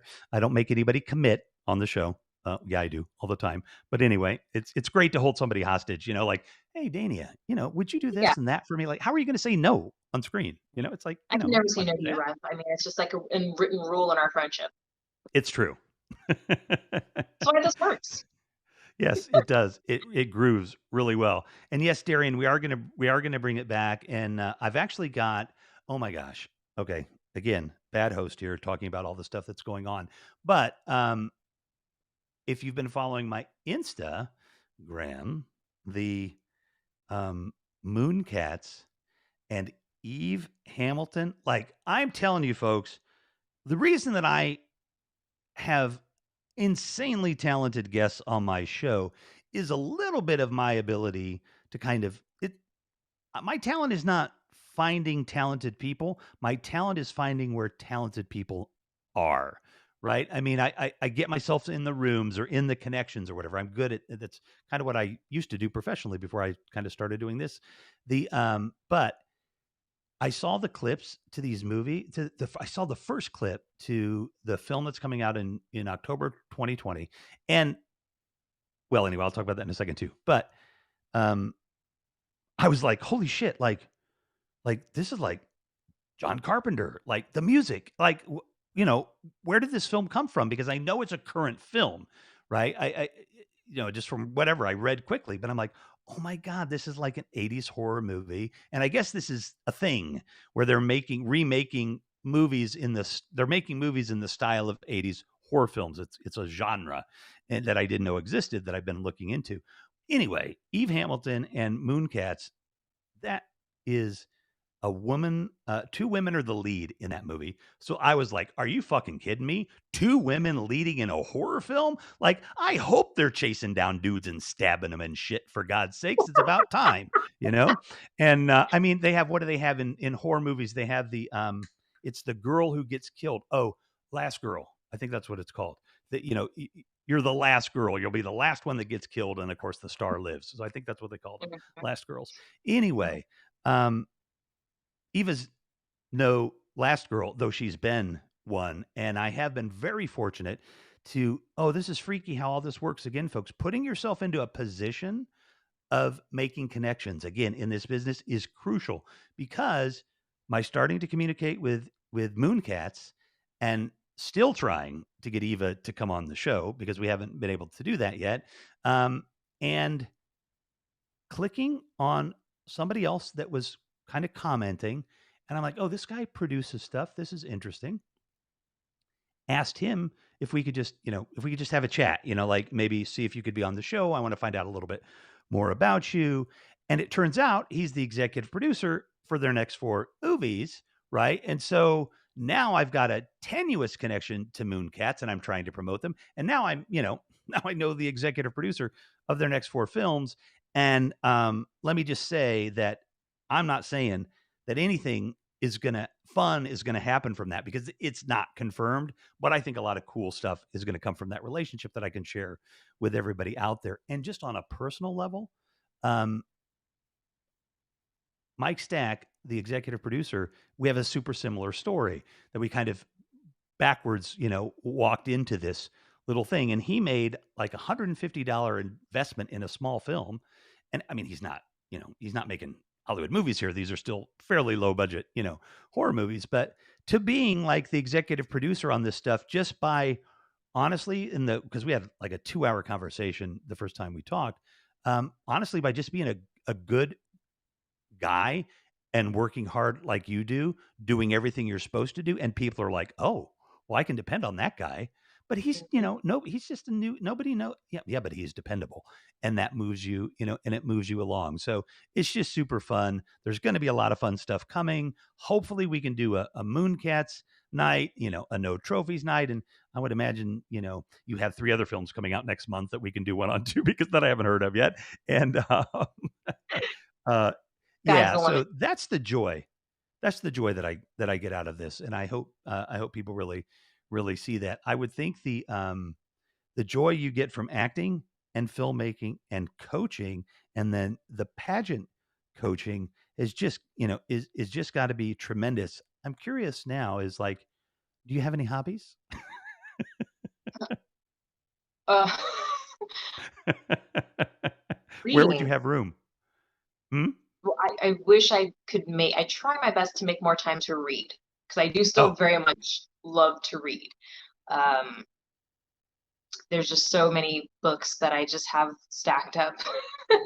One day I'm getting back into French, and even that I was trying to do the 10 to 15 minute a day. I was really good for a few months, and then I je ne sais pas, it just went somewhere. It's still there, the opportunity to find this free time, but what I do for a living is so fulfilling and so much Right. fun. I So mean, fun. there's definitely hobbies and things that I do to decompress, but it's kind of cool when I don't need to rely on those things because what I'm actively doing is keeping me so fulfilled. Yeah, I've never been on a set or shot anything general. I mean, I could be stressed during it, but that's kinda not my personality either. Like, on set, Yeah, you know, you're not gonna be able to you're just not gonna be able to phase me because I'm just having so much damn fun. Nothing, exactly. even if the freaking boom, falls on my head, I'm just gonna laugh it off, and sew it up and Yeah. keep going because it's so much fun. But and so all of that stuff put together, um, really has got to make it a really fun. And I'm kind of curious because creator, I think, is the term that we also talked about, right? And you talked about um, putting the whole thing together. I'm curious when you were having that relationship with Jim, and see how I popcorn around here, folks, with Jim and writing that screenplay, um, because here's Jim's idea, right? And you're gonna be beholden. You're gonna want to hold on to that idea, right? I mean, that's your baby. So first of all, just to be able to let those things go is a big deal because that doesn't always happen in this business sometimes, but contractually it happens every day. But anyway, but what is it like now? Because I'm super excited because you said it, you've made your first film that is not yours, right? Somebody's paying you to do it. Somebody gave you the initial idea. That's got to just feel, like you said, amazing. You know what I mean? That's just got to be cool as ever. Oh, there's such validation in that when because I want to say it's not about the money, but to Hmm. be able to be recognized in a professional capacity by being paid for your expertise, for your creativity, and to be given the license to just get it done and get Mm, it done well and have the right people. Like I said, I was not micromanaged. And you hear so many horror stories about creatives who felt like you kind of use the term, held hostage to a certain degree where they were told what they could and couldn't do very specifically. And it's like, well, then what are we doing? What kind of movie can I actually make if right. you're restricting me? And I didn't have that here. We definitely had many revisions of the draft because we were trying to tweak things and get certain things across. And it's so funny because Jim does come from a theater background. And I always have a running joke when it comes to actors who come from theater who make the crossover into theatrical. And fun fact, theatrical does not mean theater. Theater means theater. Theatrical means TV and film, commercials, things Yeah. like that. Playing in So the a lot of people theater. get confused. So, with theater and on stage, it's about a lot of dialogue and this denseness there because you're imparting so much information to your audience. They're following along in real time live. So, yeah, you have to pretty much hold their hand through dialogue. With film, you have to show and not tell. It's a very, Hmm. very fine line between showing what these characters are dealing with and where the story's going and explaining it to them. And so Jim and I had this really great kind of creative exercise where, he would give his input and I'd hear him and I would concede and then I would counter certain points and go, well, from a filmmaker's perspective, it could translate like this. And he was so receptive. And as a writer myself, and I know I can't speak for all writers, but a lot of us, these are our babies. Like you said, it's very hard to, in a sense, give that to somebody, Hmm. but because Jim was a part of the process every step of the way, I didn't shut him out and just take it and go, this is your new script and you're going to like it. It's like, no, I wanted him to be happy. There were definitely compromises, and he was so gracious about it. And I think it was a great learning experience for us both to show that, yes, you can be on the same page for a lot of things, but then maybe have your own positions on certain things and talk it through and then do what's in the best interest of the project. So There you go. there was a lot of collaboration. Me, I'm very much about streamlining a script, making sure that the format is tight. I'm such a grammar Nazi and all these things. So I want to make sure that whatever script we're sending to the cast and even to the crew, I want to make sure everything is taken care of and that we didn't miss anything or that something is off or missing or just wrong. So it can be a lot for some people. I get very intense when I nerd out on the admin stuff and writing and collaborating. It all starts with the script, because that's what's going to be your blueprint for preparing for the rest of the film. How are you going to know your locations and your actors, the pacing, the cinematography, the sound that's required?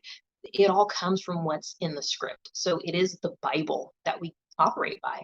And luckily, Jim had such a wonderful idea for the story, which I can't divulge because, again, it is a short film. There's not a lot there. So I can only tease so much before we ruin anything, and we don't want any spoilers. So And that, I think that was probably it wasn't really, but is the only thing close to tension we've had when you like no, no, you don't get to, yeah, you don't, no, no, no. Like even I yeah. don't care if you think you're my new BFF, it ain't happening. You know what I mean? So she's not kidding, folks. She's got You that guys, thing clamped Rev down has been tight. like, please send me something. Can I see something? And I was like, Yeah. mm, mm, mm-mm, It is no. clamped down tight. So, And so one all thing of the folks I that, will tell people, there's method to my madness. I am yeah, not a I'm so excited. tyrannical You've made me director. excited. Yeah, you gotta leave people wanting. You can't just Very good. deliver. Yeah. Don't give it all in the trailer. In fact, folks, if the trailer's awesome, the movie might really suck because what you don't understand is they took the 5 good things in that movie and put them in the trailer. Hobbies How all could the that time. movie suck? The trailer was so good. Yeah, yeah. You're like, when's the sequel to the trailer coming out? Because seriously. Well, yeah, I mean, damn. I mean, I would imagine most independent filmmakers would kill for the budget of a features trailer. You know what I Mhm. mean? Right? The hell's the What- no, budget on it? Yeah, Oh no. my goodness. You can't even walk into a room in that world and not spend like $100,000 just for breathing. You know what I mean? That's the Stuff thing is that people really don't understand, especially with indie filmmaking, is we're operating usually on shoestring budgets or no budget. mhm. And even if we have an investor, to make the shortest of short films, if you want it done properly, you gotta there's money, you guys, there's money Yeah. involved. It is so hard. And to self-fund something, it's unless you're really, really hooked up with resources, and I've done this where I can definitely shoot something for little to no money, but for a project like No Trophies, you have to do it justice. You have to do the story Right. justice. Well, and And this is a and yeah. go ahead. Oh, I was just gonna say, and thanks to people like David Keister, we were able to live in that world and have it be believable to the best of our ability with what we had to work with. So, our investors out there, guys that are just guys and gals who want to invest in the arts, check out Mhm. some independent filmmakers because we're telling Yeah. some incredible stories. And the people that we work with, both in front of and behind the camera, we truly value the grind and what it takes to bring something from conception to the final product. So, you won't find a better investment as long as you know who you're dealing with and you are able to basically track the money, because there are unfortunately a lot of creatives who are fairly unscrupulous and frivolous and Yes. just just not good Have a good people. accountant. And I Mhm. would say to anybody that wants to invest in, especially in, short films and these things that we've been talking about, um, definitely do not expect a giant return necessarily in the sense of it's going to haul in a bunch of cash because I think over time if you're an investor and you work with a group and you help them get better as you go, I think it can pay off big time, very much so. But if you're expecting a massive return, don't do it for that. Do it especially if you love film and you really love helping people make film. I have a friend whose daughter is she's a physician, and like a Johns Hopkins trained, top of her class specialist type of physician and a world class violinist. And my friend Brett, when it was kind of known that his daughter was a prodigy, um, he couldn't even pay for 10% of the violin that they would want her to be able to play. And somewhere along the way, they got a patron. And I mean, like a patron, not Patreon, but a Yeah, patron. And patron. that young Wow. woman, yeah, from the time she was very young, I would imagine until today, never spent a dime on anything, she needed. That they just believed in her. I don't know what their name is. It wasn't on any credits or anything. This was just a person who had the money and saw the potential of helping a young woman, become an amazing person because she had the talent but not the opportunity. And you really can do that, in filmmaking and for less money than you think. I mean, you can actually invest $150 in a lot of films and they'll be like, "Ooh, that's half a lunch for the crew. You're now an executive producer." Right. There's so many opportunities to be credited as an executive producer. But yeah, Yes. Rev is right. Just believing in somebody and putting that money where it counts is so paramount because I can tell you without Jim bringing this project to me, without David Keister being on board, I wouldn't be able to really feel comfortable, really feeling like a valid director to say this is a project that I did from scratch and I put it all together and I had this great team and here's the finished product. And they've already signed on to do at least one more short. And then I think there's a Ooh, feature there you go. for Breaking a news, different folks. story. So yeah, a girl's getting busy Nice. over here, So and you haven't I'm even released your film and the no, EP. They're already talking another one. Man, I mean, yeah. whew, you're going to be a I hot property actually now. Jim will be excited because he doesn't even know this because he did send me the script for the next short. It's going to be a comedy this time, completely different world. And I did the rewrite for the first pass already. So when I rewrite or tweak a script, I go through it, I push through to the very end, and then I walk away from it. So I haven't looked at it again because I knew I was going to be busy with work and traveling and stuff. But I went through the first pass already, and I can't wait to go back and revisit it and retweak what I've done. And so I've started working on the next one, Jim. So yeah, Wow, that's awesome. That is wow, that is and congratulations to all 3 of you, thank that are working as this you. team and to your crew and everybody else. And if Darian is still here, um, he's the one I always pitch for his, sci-fi, short, which he already has as a feature, give him money, people, and, for Pony, and then his short, Mommy, the little horror film, but Pony, folks, just type. I'll put it in the chat here afterwards, but just type Darian Danjou like the pair and Pony and watch that movie. And if you know anything about filmmaking, try and guess the budget. I can guarantee you will be off by tens of thousands of dollars. Let me just say that. The man can make a movie on a budget. But the thing is, when Darian talked about it in a clubhouse room the other day, yes, you build that community of people, and that will all are hungry and will eat for food, will work for food, literally, sometimes. And he's in Atlanta, and there's a lot of filmmakers in Atlanta, and he has good relationships, and he has a, almost a kind of known actor in Pony. I mean, she would be known, but I mean, she's not huge or whatever. But like maybe a series regular kind of person, I think out there. But the but if you listen to when he actually talks about how he made it, and you see this room that is the kind of the main room in there, it's all natural lighting. It's all white. He scoped and found the place that could give him the look and light he needed without having tens of thousands of dollars of light.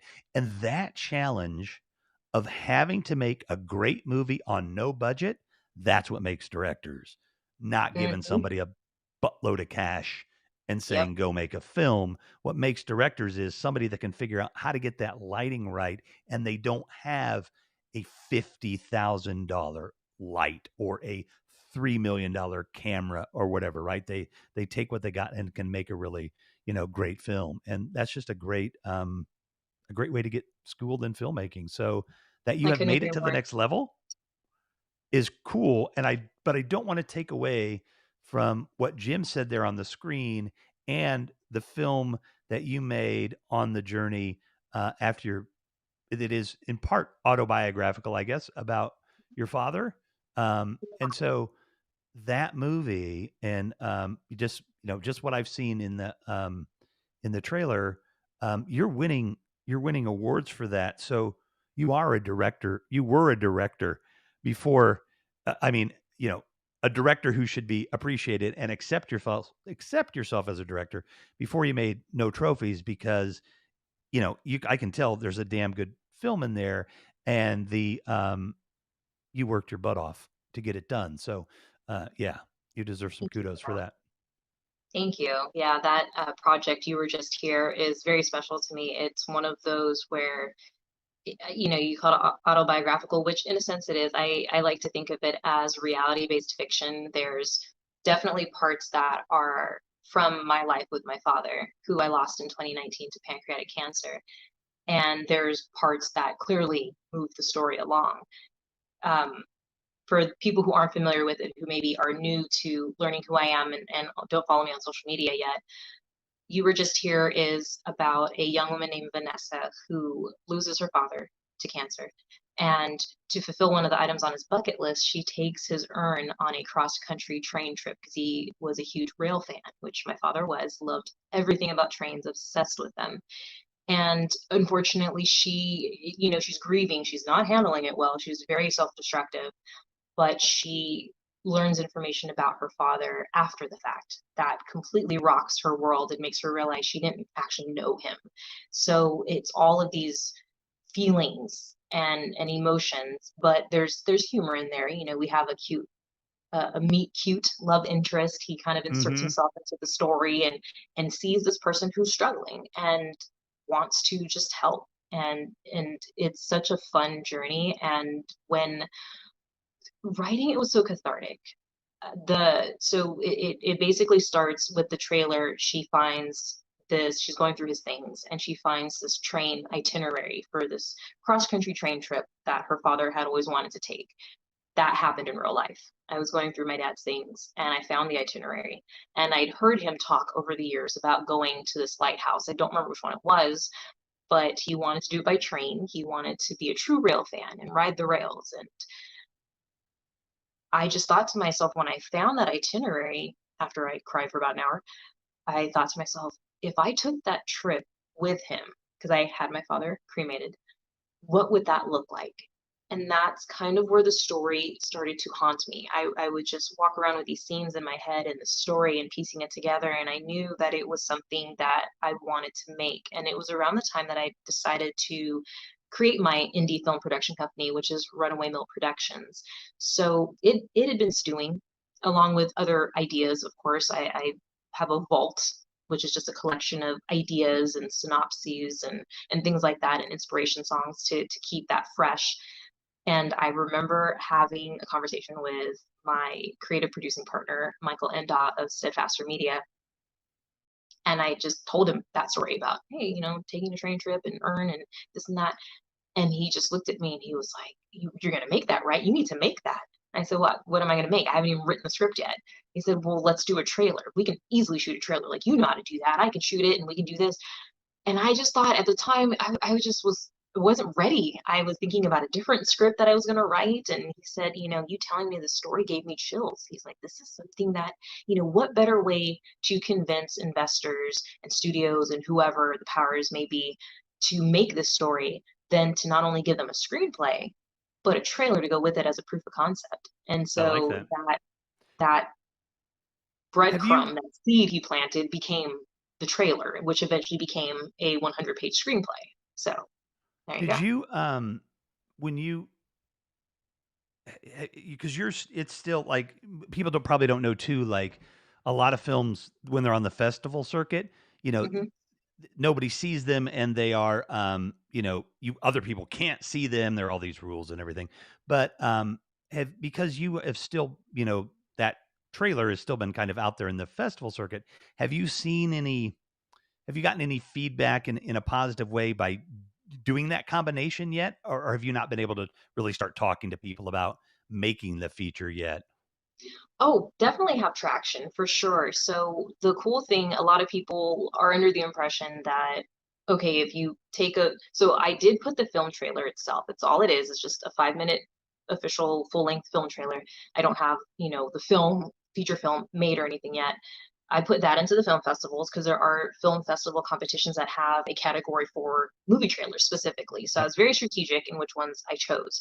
And then the screenplay, I entered that into film festivals that had a screenwriting competition portion to it, as well as traditional screenwriting contests. So I put it out there, but I made sure to submit the trailer specifically to the ones that said it was okay if it was on YouTube or on Vimeo or if it was Ah, public.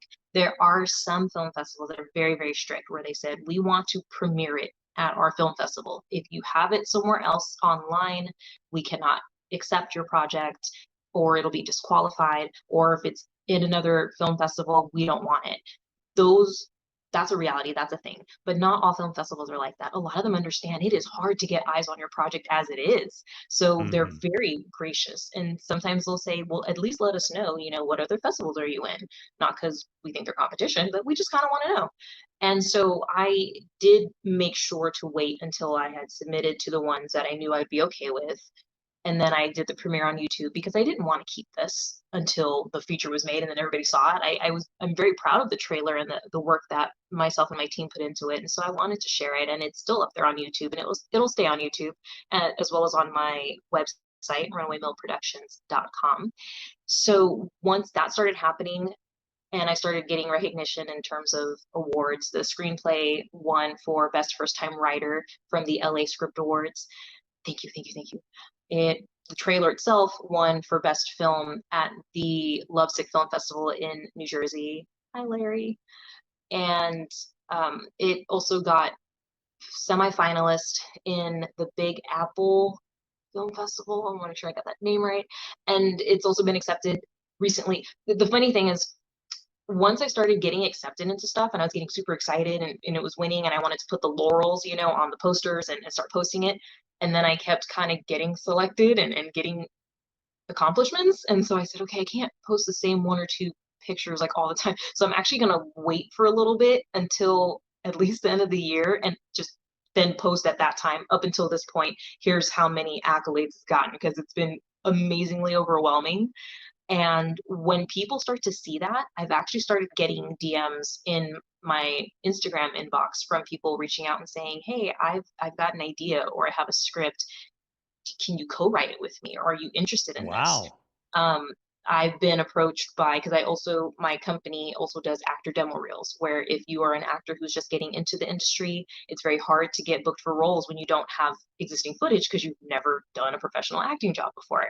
And also actors who have some experience, but maybe aren't getting the roles that they know they're capable of. And so for those folks, I like to offer a service where we will do a consultation. I'll find out where you're at in your career. What do you want to achieve? What are your goals? What are some of your dream roles? And, to the extent of budget and logistics, I write a very simple scene, but has a lot jam packed into it that will give you the footage that you need to have a highlight reel or a sizzle reel or whatever you need it for. And through that, I've been able to also write basically mini short films in these scenes for these Mhm. actors.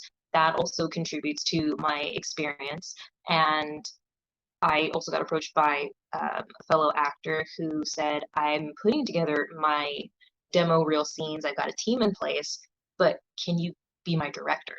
So I'm Wow, starting that's to get awesome. reached out to by people who are seeing the projects I'm putting out, and see the passion and how much I love what I do, whether it's director, producer, writer, video editor, because I also edit, and um, just all these different facets of production life that I really thrive on. I just want to do good work and I want to work with really good people. And so when people see that, they can't help but want to be on board, because they're like, I know that if I work with you, my project's going to feel and look legitimate. And that's what I'm all about, is helping people present their best work. Well, I think that's the goal that everybody should have when you're trying to put something together for people. Do your best work. It makes a difference.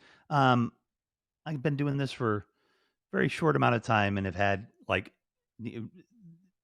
outside of this work right here doing this, I've had some crazy things that have happened to me in the last few months in terms of around this business. And the just don't give up the dream. I think you say something in one of your oh yeah, your Film Speak series, but it could have been something else that I saw you talking. But I mean about kind of, in essence, you're dreaming in action during the day. You're fulfilling the dreams, right? Don't dream the dream, do the dream. You know what I That's mean? a Steven Make the Spielberg dream. quote.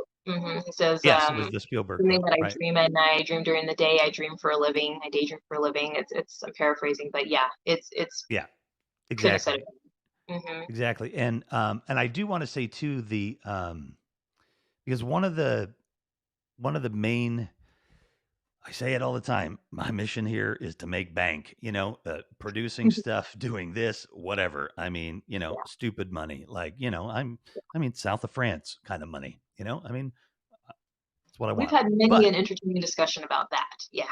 yes, yes, and I've also said before, I want to be so rich that I can give 90% of my money away and people will still think, "Man, that dude is fucking filthy rich." You know what I mean? Like, cuz I do want to give 90%. I really believe that once you get over 100 million, 98% tax, who needs any more than that? But anyway, maybe when I'm worth 100 million, I'm like, "You can't take my money," but I doubt it. And the But the fact of the matter is that just to get back to what your accomplishments are, because one of the missions of this program, because of the work I've been doing at becomecenter.org, actually, folks, that I've been doing at Become for the last 8 years, helping my friend Dominica McBride get her business launched and off the ground, and we did, and it's doing well, and I'm very proud of what I did and what she did. But that organization has a mission that is about transforming communities through it's it when I have like if I want to do the elevator pitch for what Become does, because they're like you, they do so many things. I'm like, here's what we do: we stop the elevator and we talk for 45 minutes because I can't do it in 30 seconds. But the mission is about bringing change to communities that the communities want, not having some philanthropist in Lake Forest or in Napa saying to folks in Compton or in the Bronx or in a community in Chicago and saying, this is what you need to do to change, and we'll give you money to do it. Like, fuck that.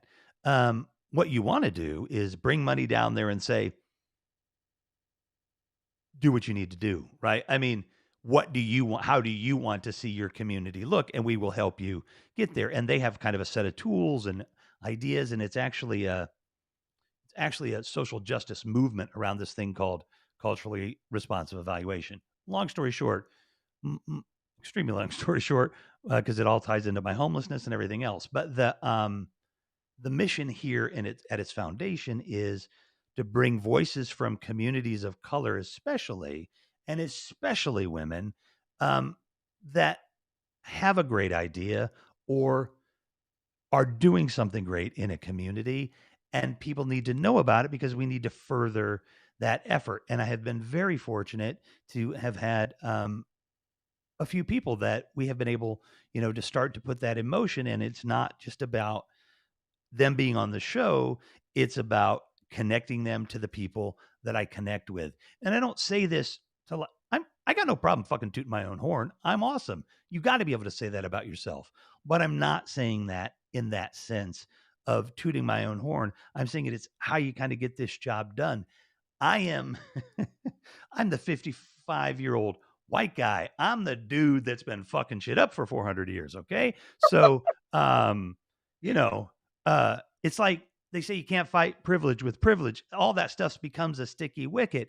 What's the difference between an ally and a co-conspirator and everything? As a white person, figure that shit out. Don't ask a black person. Don't put that on them. You need to figure your shit out, okay? And if you want some help, I'll help you. But the idea of having this platform that is tiny, right? I gotta be honest with you. With what's happened with me, I do walk around a little straighter when I walk now because I'm proud of what, what's been done and everything. And I do like that. But just having a platform that I have and I can say, okay, your turn.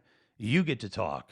You get to talk about what you want to talk about. I mean, again, we did a show with on International Women's Day, and we actually had a very funny set of stories earlier around me directing that show. But then in the evening, we threw together an impromptu show. I'll tell you that story off camera. But but we threw together an impromptu show, and it was all women around the thing.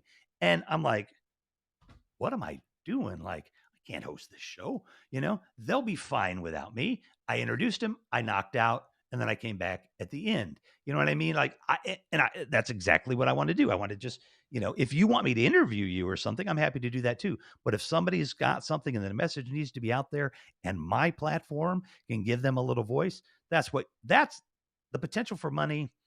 Shit. It's never driven me anywhere. Never, never. Trust me. I wake up and I'm like, could you just fucking want money for once? You know what I mean?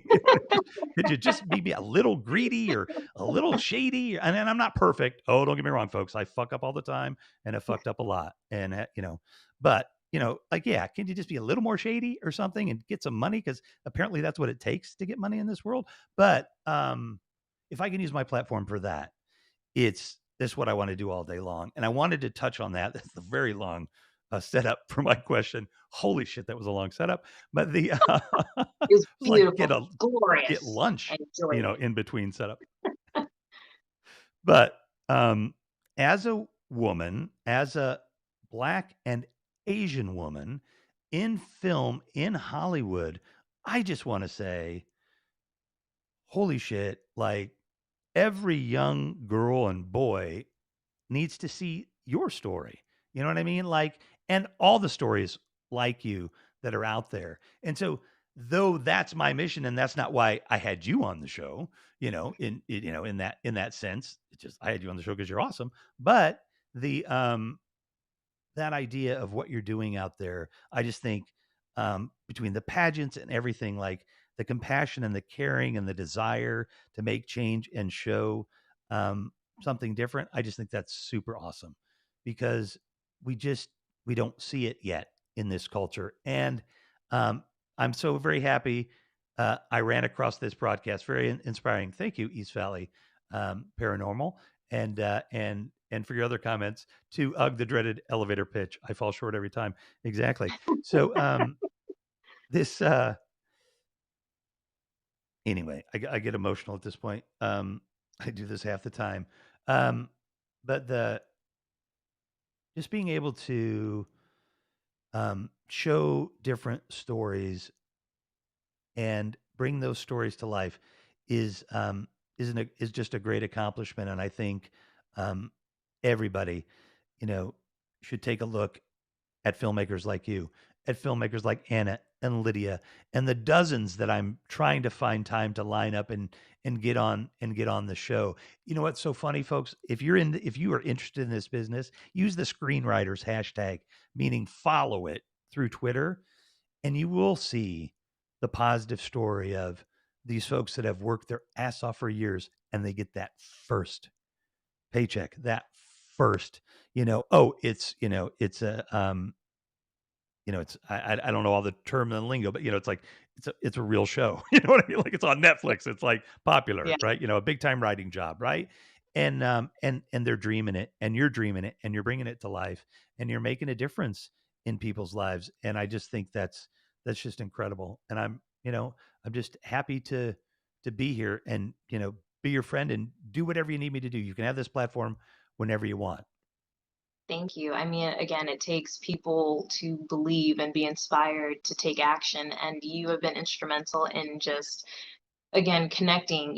We're like kindred spirits. The way we can talk about any and everything under the sun, from filmmaking to politics to whatnot, but your inherent ability to help and to just promote and network, and you understand it's a people business, and like I said earlier, you never know who's listening to this broadcast, who I Yeah. may have never met you, you may have never heard of me, but now we're connected in some way. And I think that's such a wonderful thing. And listening to you talk, especially about connecting and telling stories and having other women, especially women of color, be able to witness and hear our stories, it made me think of the first night when we were shooting No Trophies, because we were shooting it in my hometown of Fairfield.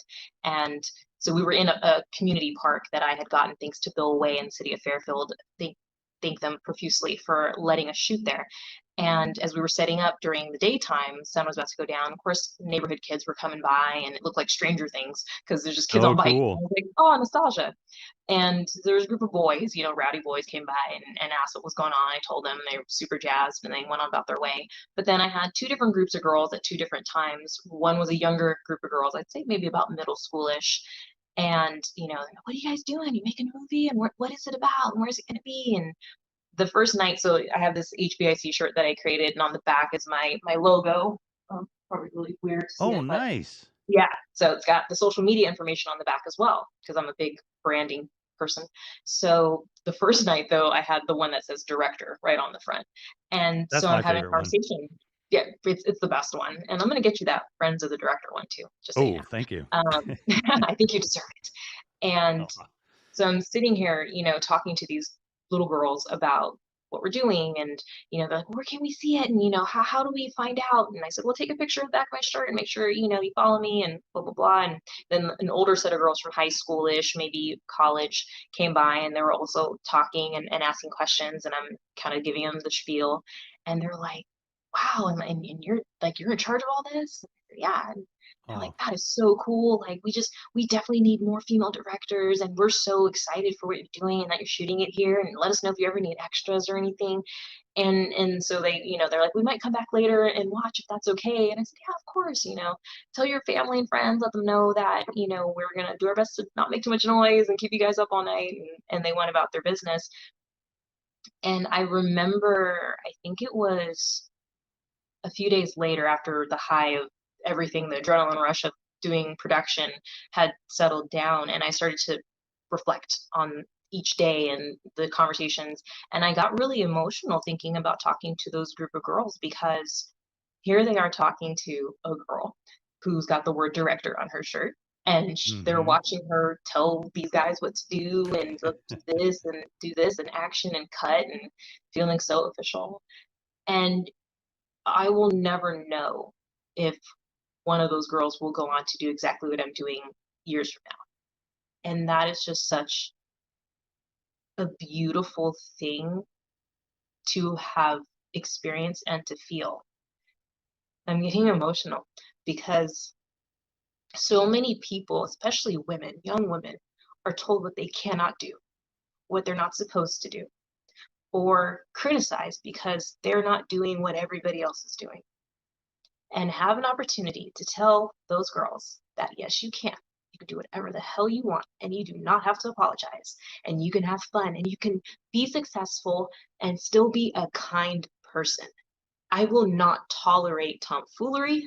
I will not tolerate ego. I will not tolerate swinging things around as if you are doing us a favor. I would rather burn that bridge and build ones with a community of like-minded creatives who understand that you don't have to climb over each other and step on each other to Mhm. get to the top. There is so much room at the top for success. And I don't understand why more people don't realize that. Yes, there's competition. Yes, there's always going to be somebody doing what you want to do, where you want to be at, and there's a little bit of jealousy. I playfully tell people, I hate you, but it's a fun, it's in jest. I'm Right. so proud of my friends that are doing great things, and they're proud of me. I've been very fortunate to have people who have just heard what I want to do and go, damn, girl, that's dope. Go for it. What do you need? But not everybody has that. So to be Right. able to be an example to some of these girls, if even one or two of them walks away going, I think I want to think about being a director or a filmmaker or an actor because I saw someone do it, like in person, not on TV, not a celebrity that technically they can't relate to, but somebody who came from their community who is now filming in their hometown. That's just, God, I love what I do. I love the people that are in my life. I love the people who I work with, the people who I've yet to work with. the people who believe in what I'm doing and say, let's go. You captain this ship and let's sail. Let's just see what adventures await us. And that's a privilege. And it's something that I have Mhm. so much fun with, but I take it very seriously and I don't take it for granted. And I've worked for everything that I've ever wanted. I've always tirelessly obsessed over ways that I could She's not continue to. kidding because I'm not actually sure she sleeps. So No, well, we joke that I'm bionic, right? So yes, I'm yes, yes, trying, yes, yes, yes, you know, yes. I I mean, gotta you know, damn. I mean, I could use an upgrade then. I mean, I'm already. You could take this shit out Rev right 2.0. here, put it on the table, and find something better looking. Ooh, I'll be in that body in a hot second. That is why I need that stupid money. You know what I mean? I got another proposal too for you technology people. Now that I'm making you laugh, is all right. I need, I need double knee replacement. I do use that as a little bit of an excuse as to why I can be out of shape. But I also rode my bike 2,000 miles summer before last and didn't lose a lot of weight, but got in, good. I'm a big guy. I'm not going to get smaller. But I mean, my resting heart rate was 52 at the end of that 2,000 miles, 20, 30 miles a day. So I'm in good shape that way. But where the hell did that come from? I don't even know why I was talking about that. The Now we're to the point where Revolution doesn't even know what he's doing. The because I just want to make you laugh. Oh yeah, the other thing. So I You're want to be very able to good. go to the gym, okay? And I want to go. I want to look around, like line up, boys. Let's see, and be like that one. And then what they do is they take us both into a back room and they swap our heads. And they put my Oh head on God, that dude's body what for are you 6 doing? months. He works his ass off and gets my body in shape, and then we switch back. I think you Can we just, make that into a movie? I was, I was literally gonna say that. You just Yes. pitched a movie right there. Yes, Revolution. exactly. I love that film. Oh my If gosh. somebody steals that, I want some credit. Damn it. You heard it here Um, first. Yep. Yep. and I do also want to say that, if any of you have stuck around this long and listened, we might have a job for you because apparently you're very interested in what we're talking about. But this being able to just have this one-on-one fun conversation, I do want to again like thank the folks at HAPS, thank everybody that is kind of making this accessible, for the public. So The great. and I want yeah, it is, and I want to thank Chris Cohen because he gave, look, um, it's it's money that I would not, it may not be a lot of money, but it's money that I would not be able to put into this, which meaning five, subscriptions or five apps or whatever for Filmic Pro that he donated tonight to make this little contest start. But yeah, it's fun, folks. You should get your own live stream. You know what I mean? Or like Dania knows, I am actually remotely. And I was in film school and I made industrial films and commercials and stuff like this. So I'm not brand new, but like I've got two things in the works for me to produce. And maybe if I can raise some money, I am going to get that EP credit on something and it's going to be fun. And I'm doing it, to gain some more experience because I really want to be able to churn, and invest in movies. Don't get me wrong. I want to make films again. I want to write films because, I just took a break from that, I guess, for a long time from film school and the work that I did. But I want to do that stuff, but I really want to help other people do it.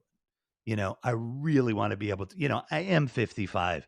Like there are a lot of people, not that I can't do it and I'm gonna, but there are a lot of people that have come behind me that could catch a break. And if I could invest some money into some films, I don't have that money yet, but other people's money and direct people to doing it, I'm so stoked about that. And that is a wonderful thing about this medium that we have here. Cause you said it, you never know who's watching these things. And in this room, you definitely never know, trust me, who might be watching this thing. So we have connected some folks behind the scenes. Yeah, we have connected some folks behind the scenes that are, writing like stuff together, I mean, like stuff that's going to get made, you know, because the folks are at a level that, it does get made. But I mean, like, yeah, it's just, that's what's so fun about all this. I mean, you said you love your job. I have, I don't work unless I like it, which can be problematic, which may be why I'm not rich, but um, But you're rich it in is why other I'm not ways. rich. But I used to have this thing where I would go and be the devil and manage car dealerships for a couple of years because I am very charming, make a crap load of money, pay it off on my debt, and then go work for Greenpeace for $18,000 a year. Oh my God, what was I thinking when I was young? But anyway, yeah, this is just so much fun, folks. If you have at all stayed this long, you probably have an interest in filmmaking, and go for it. Don't just go for it. Find people like Dania, Darren Danjou in here, Darian Danjou. Like, um, Darian is, I know, every day living his freaking dream. And it's because of the community that he knows and the community around him that supports him that they all do that together. When you get a crew of people to come help you make a movie that is fucking exceptional, an award winning, amazing film, and on a budget of literally lunch, um, and it can make that level of a movie, um, do it, you know, build the community. It's like I told my 18-year-old.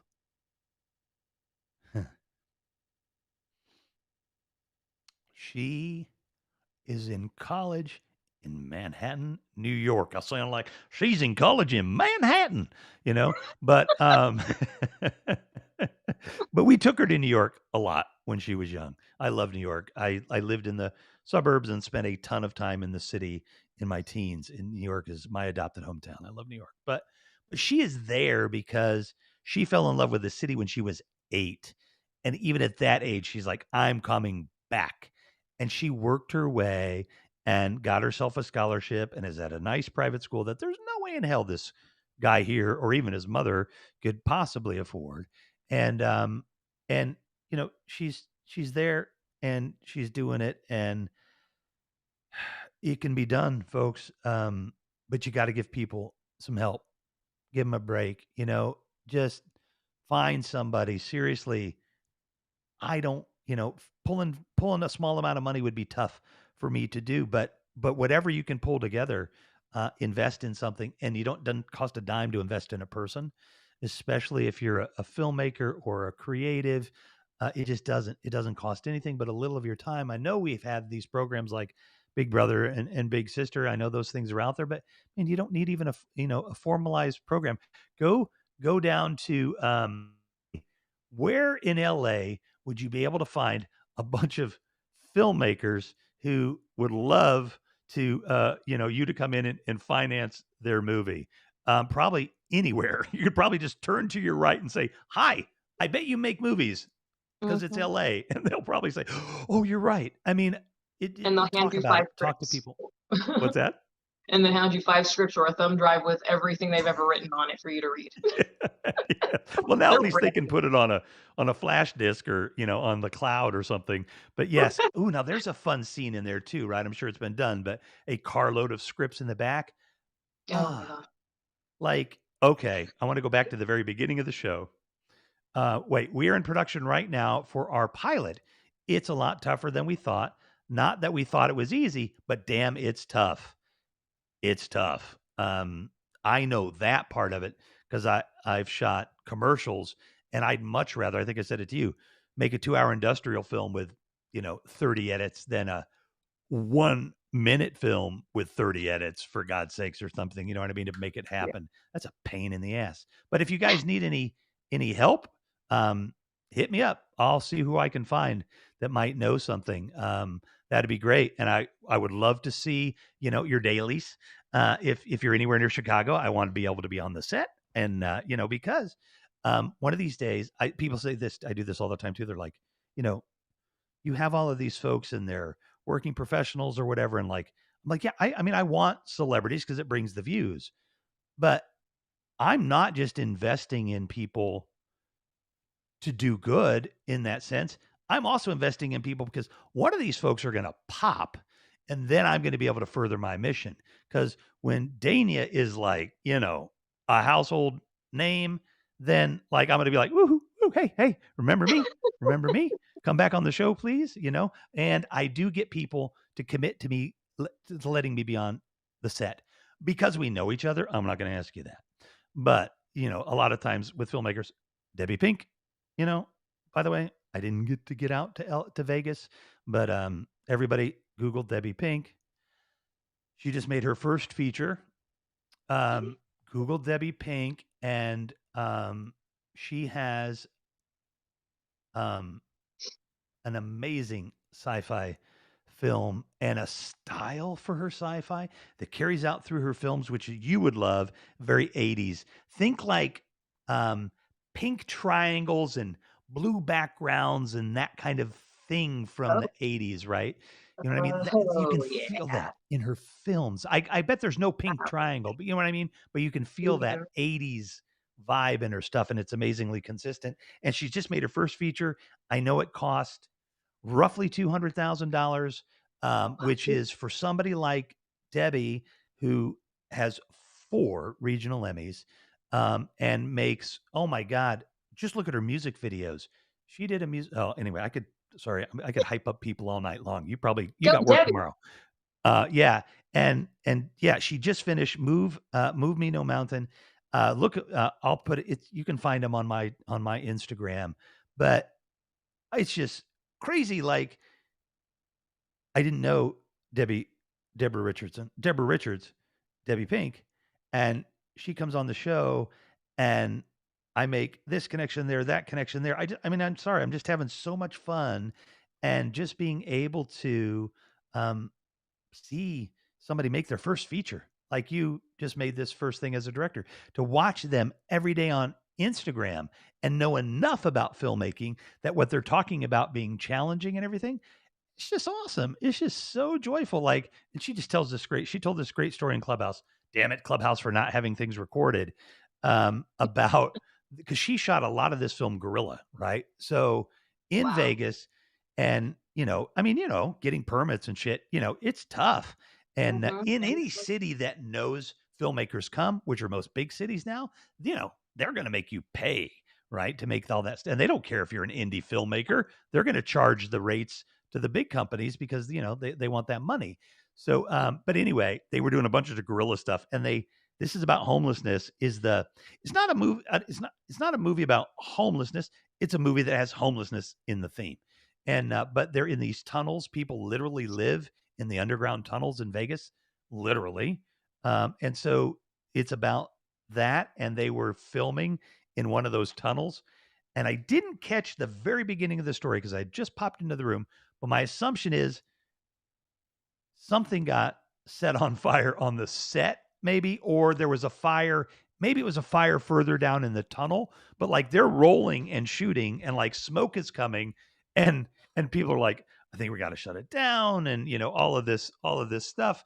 And then the fire department came, and they're like, we have to flood the tunnel, and so they had to get all of their stuff out of there, Oh right? my And gosh. she had this one point where she lost, like ruined, like a multi-thousand-dollar camera because of something they were doing. I mean, just because it's just that crazy to make this film, and she just must be having so much fun.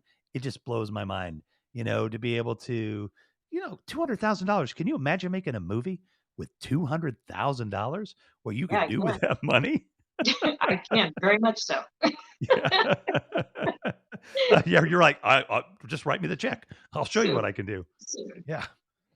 um, but anyways, sorry, I was if I'm going a little crazy there, but I'm just so excited to see that movie, and just so excited to see everything that comes around here. And I do know you've got several days of work ahead of you, and it is getting late, and we could talk forever, and we will Yes. do it again. And So we at the probably 2 hour will. mark, I should probably let you go. Well, you can stay here. We can talk for a moment afterwards. And then I do want to say, look, my name is, well, let me let you close. Don't close out yet. Talk a little, respond. Sorry. Oh, no, this has been a lot of You're fun, good? and the time goes by so fast, Oh, honestly. it flew by. for anybody that is still hanging on, you are fantastic. If anything, this will be on the YouTube and all that stuff to rewatch if you got tired or tapped out or I don't know, saw a squirrel. You can go back and watch the whole thing. But Rev, this has been such a pleasure. You did ask me to come back and co-host, and I 1,000 times yes, Oh, it's going to be accept fun. your offer. So this will be fun. This is a blast being on Haps. Honestly, I have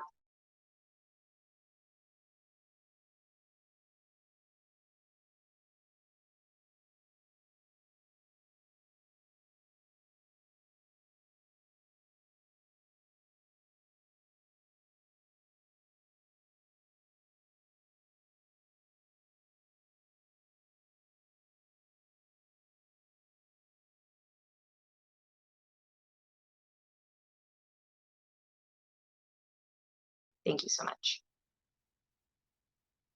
Are you there? Or did I'm you? there. No, Yeah. I saw something that said connection ended and then it came back on. I don't know. It's kind of funky, Good. but that's maybe a sign that we don't got to go home, but you got to get the hell up out of Yeah, I here. think. Yeah, I mean, look, my subconscious and my chi are plotting together to make sure, like, don't you be responsible for her being tired at work tomorrow. No, don't Oh you yeah, do I that. do. I I'm not. actually do have 14 scripts on teleprompter to knock out for a company tomorrow. So I actually have to rest 14 the vocal scripts cords. on teleprompter. Look, Mhm. no, seriously, like I shot tons of teleprompter commercial shit. 14 scripts? My God, you're not Yeah, but bionic. You're like mythical. Anyway, the and I have a 7 a.m. call time. So yeah, so we're gonna let you get to sleep. Thank goodness it's a little earlier there. yeah, Dania is amazing. Wow, thank you for all your insight. Thank you, Henry, and thank you, Jim. Great show. Can't wait to get you on here, my friend. Cannot wait to see your movie. And on that note, too, I'm gonna thank David Newman, one of the co-founders of HAPS. I don't know if you know this, Jim, but we might have talked about it, but David Newman is texting me as he's coming out of your film, right? And he's going, "You have to interview this guy. I just saw like the funniest movie." And and that's how that connection happened. And he knows you through the thing that you guys are on. So it's just like crazy. And thank all of you because this amazing woman and myself are working on at least one project right now. And I can't imagine that we'll not have two at some point. So I think we kind of already do. So yes, thank everybody for watching. If you would like to win, two $50 gift certificates at Best Buy and maybe more, because I think we could get some people to throw some more money in here. Hint, hint, wink, wink, nudge, nudge. What a great way to find good future filmmakers, folks, than running a contest like this. So, yeah, if anybody wants to throw in some cash, we'll up the ante. I will put more details together for people, but you got to use the words kumquat and onomatopoeia in that film in one way or the other and still be an amazing film. So, I mean, we're pretty much going to be working with Spielberg's if they get that done. And so exciting. or gosh, ooh. Anyway, there was one more thing I wanted to say. Doggone it, because it goes way back to the conversation. But this is great because I'm thinking of Catherine Bigelow, who you were talking about. Thank you, Paul. Yes. Oh, And her quote, and that the recent one that you did. If you remember it, you could paraphrase it, or I'm not even going to attempt to paraphrase it. It's a little bit yeah. longer of a quote, But it's but it just basically, basically, yeah, um, it she's a basically talks. woman. The the world won't let her do what says she can't do what she does, and she's like, "Fuck it," and did it, right? And did it Yeah. really well. Did that paraphrase it somewhat? Yeah, she pretty much talked about how people seem to have this pushback against women making films, and she basically said, like you said, I one thing I can't change my gender, and I refuse to stop making movies. So she just Exactly. did it anyway and did not Yep. care and did not apologize, and I'm all about that. 100%. And on that note, too, with talking about Catherine Bigelow and women and young girls, in 2025, just 4 short years from now, women will still have fucking equity. Okay? Women will still not have equality. They will still not have equal pay. They will still be crapped on by the patriarchy, folks. And it's wrong. You know what I mean? And I'm not injecting politics here. This is not about politics. It's about decency. It's about humanity.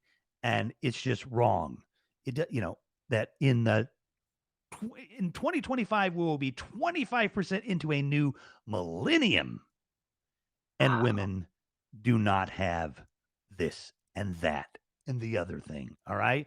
This shit needs to change, people. And that is one of the reasons why I'm damn, damn lucky and proud to find people and meet people like you that we can start to freaking reverse that freaking ship a little bit. So thank you, as I'm a little bit passionate at the end, for joining me, Paul, Henry, Jim, East Valley Paranormal.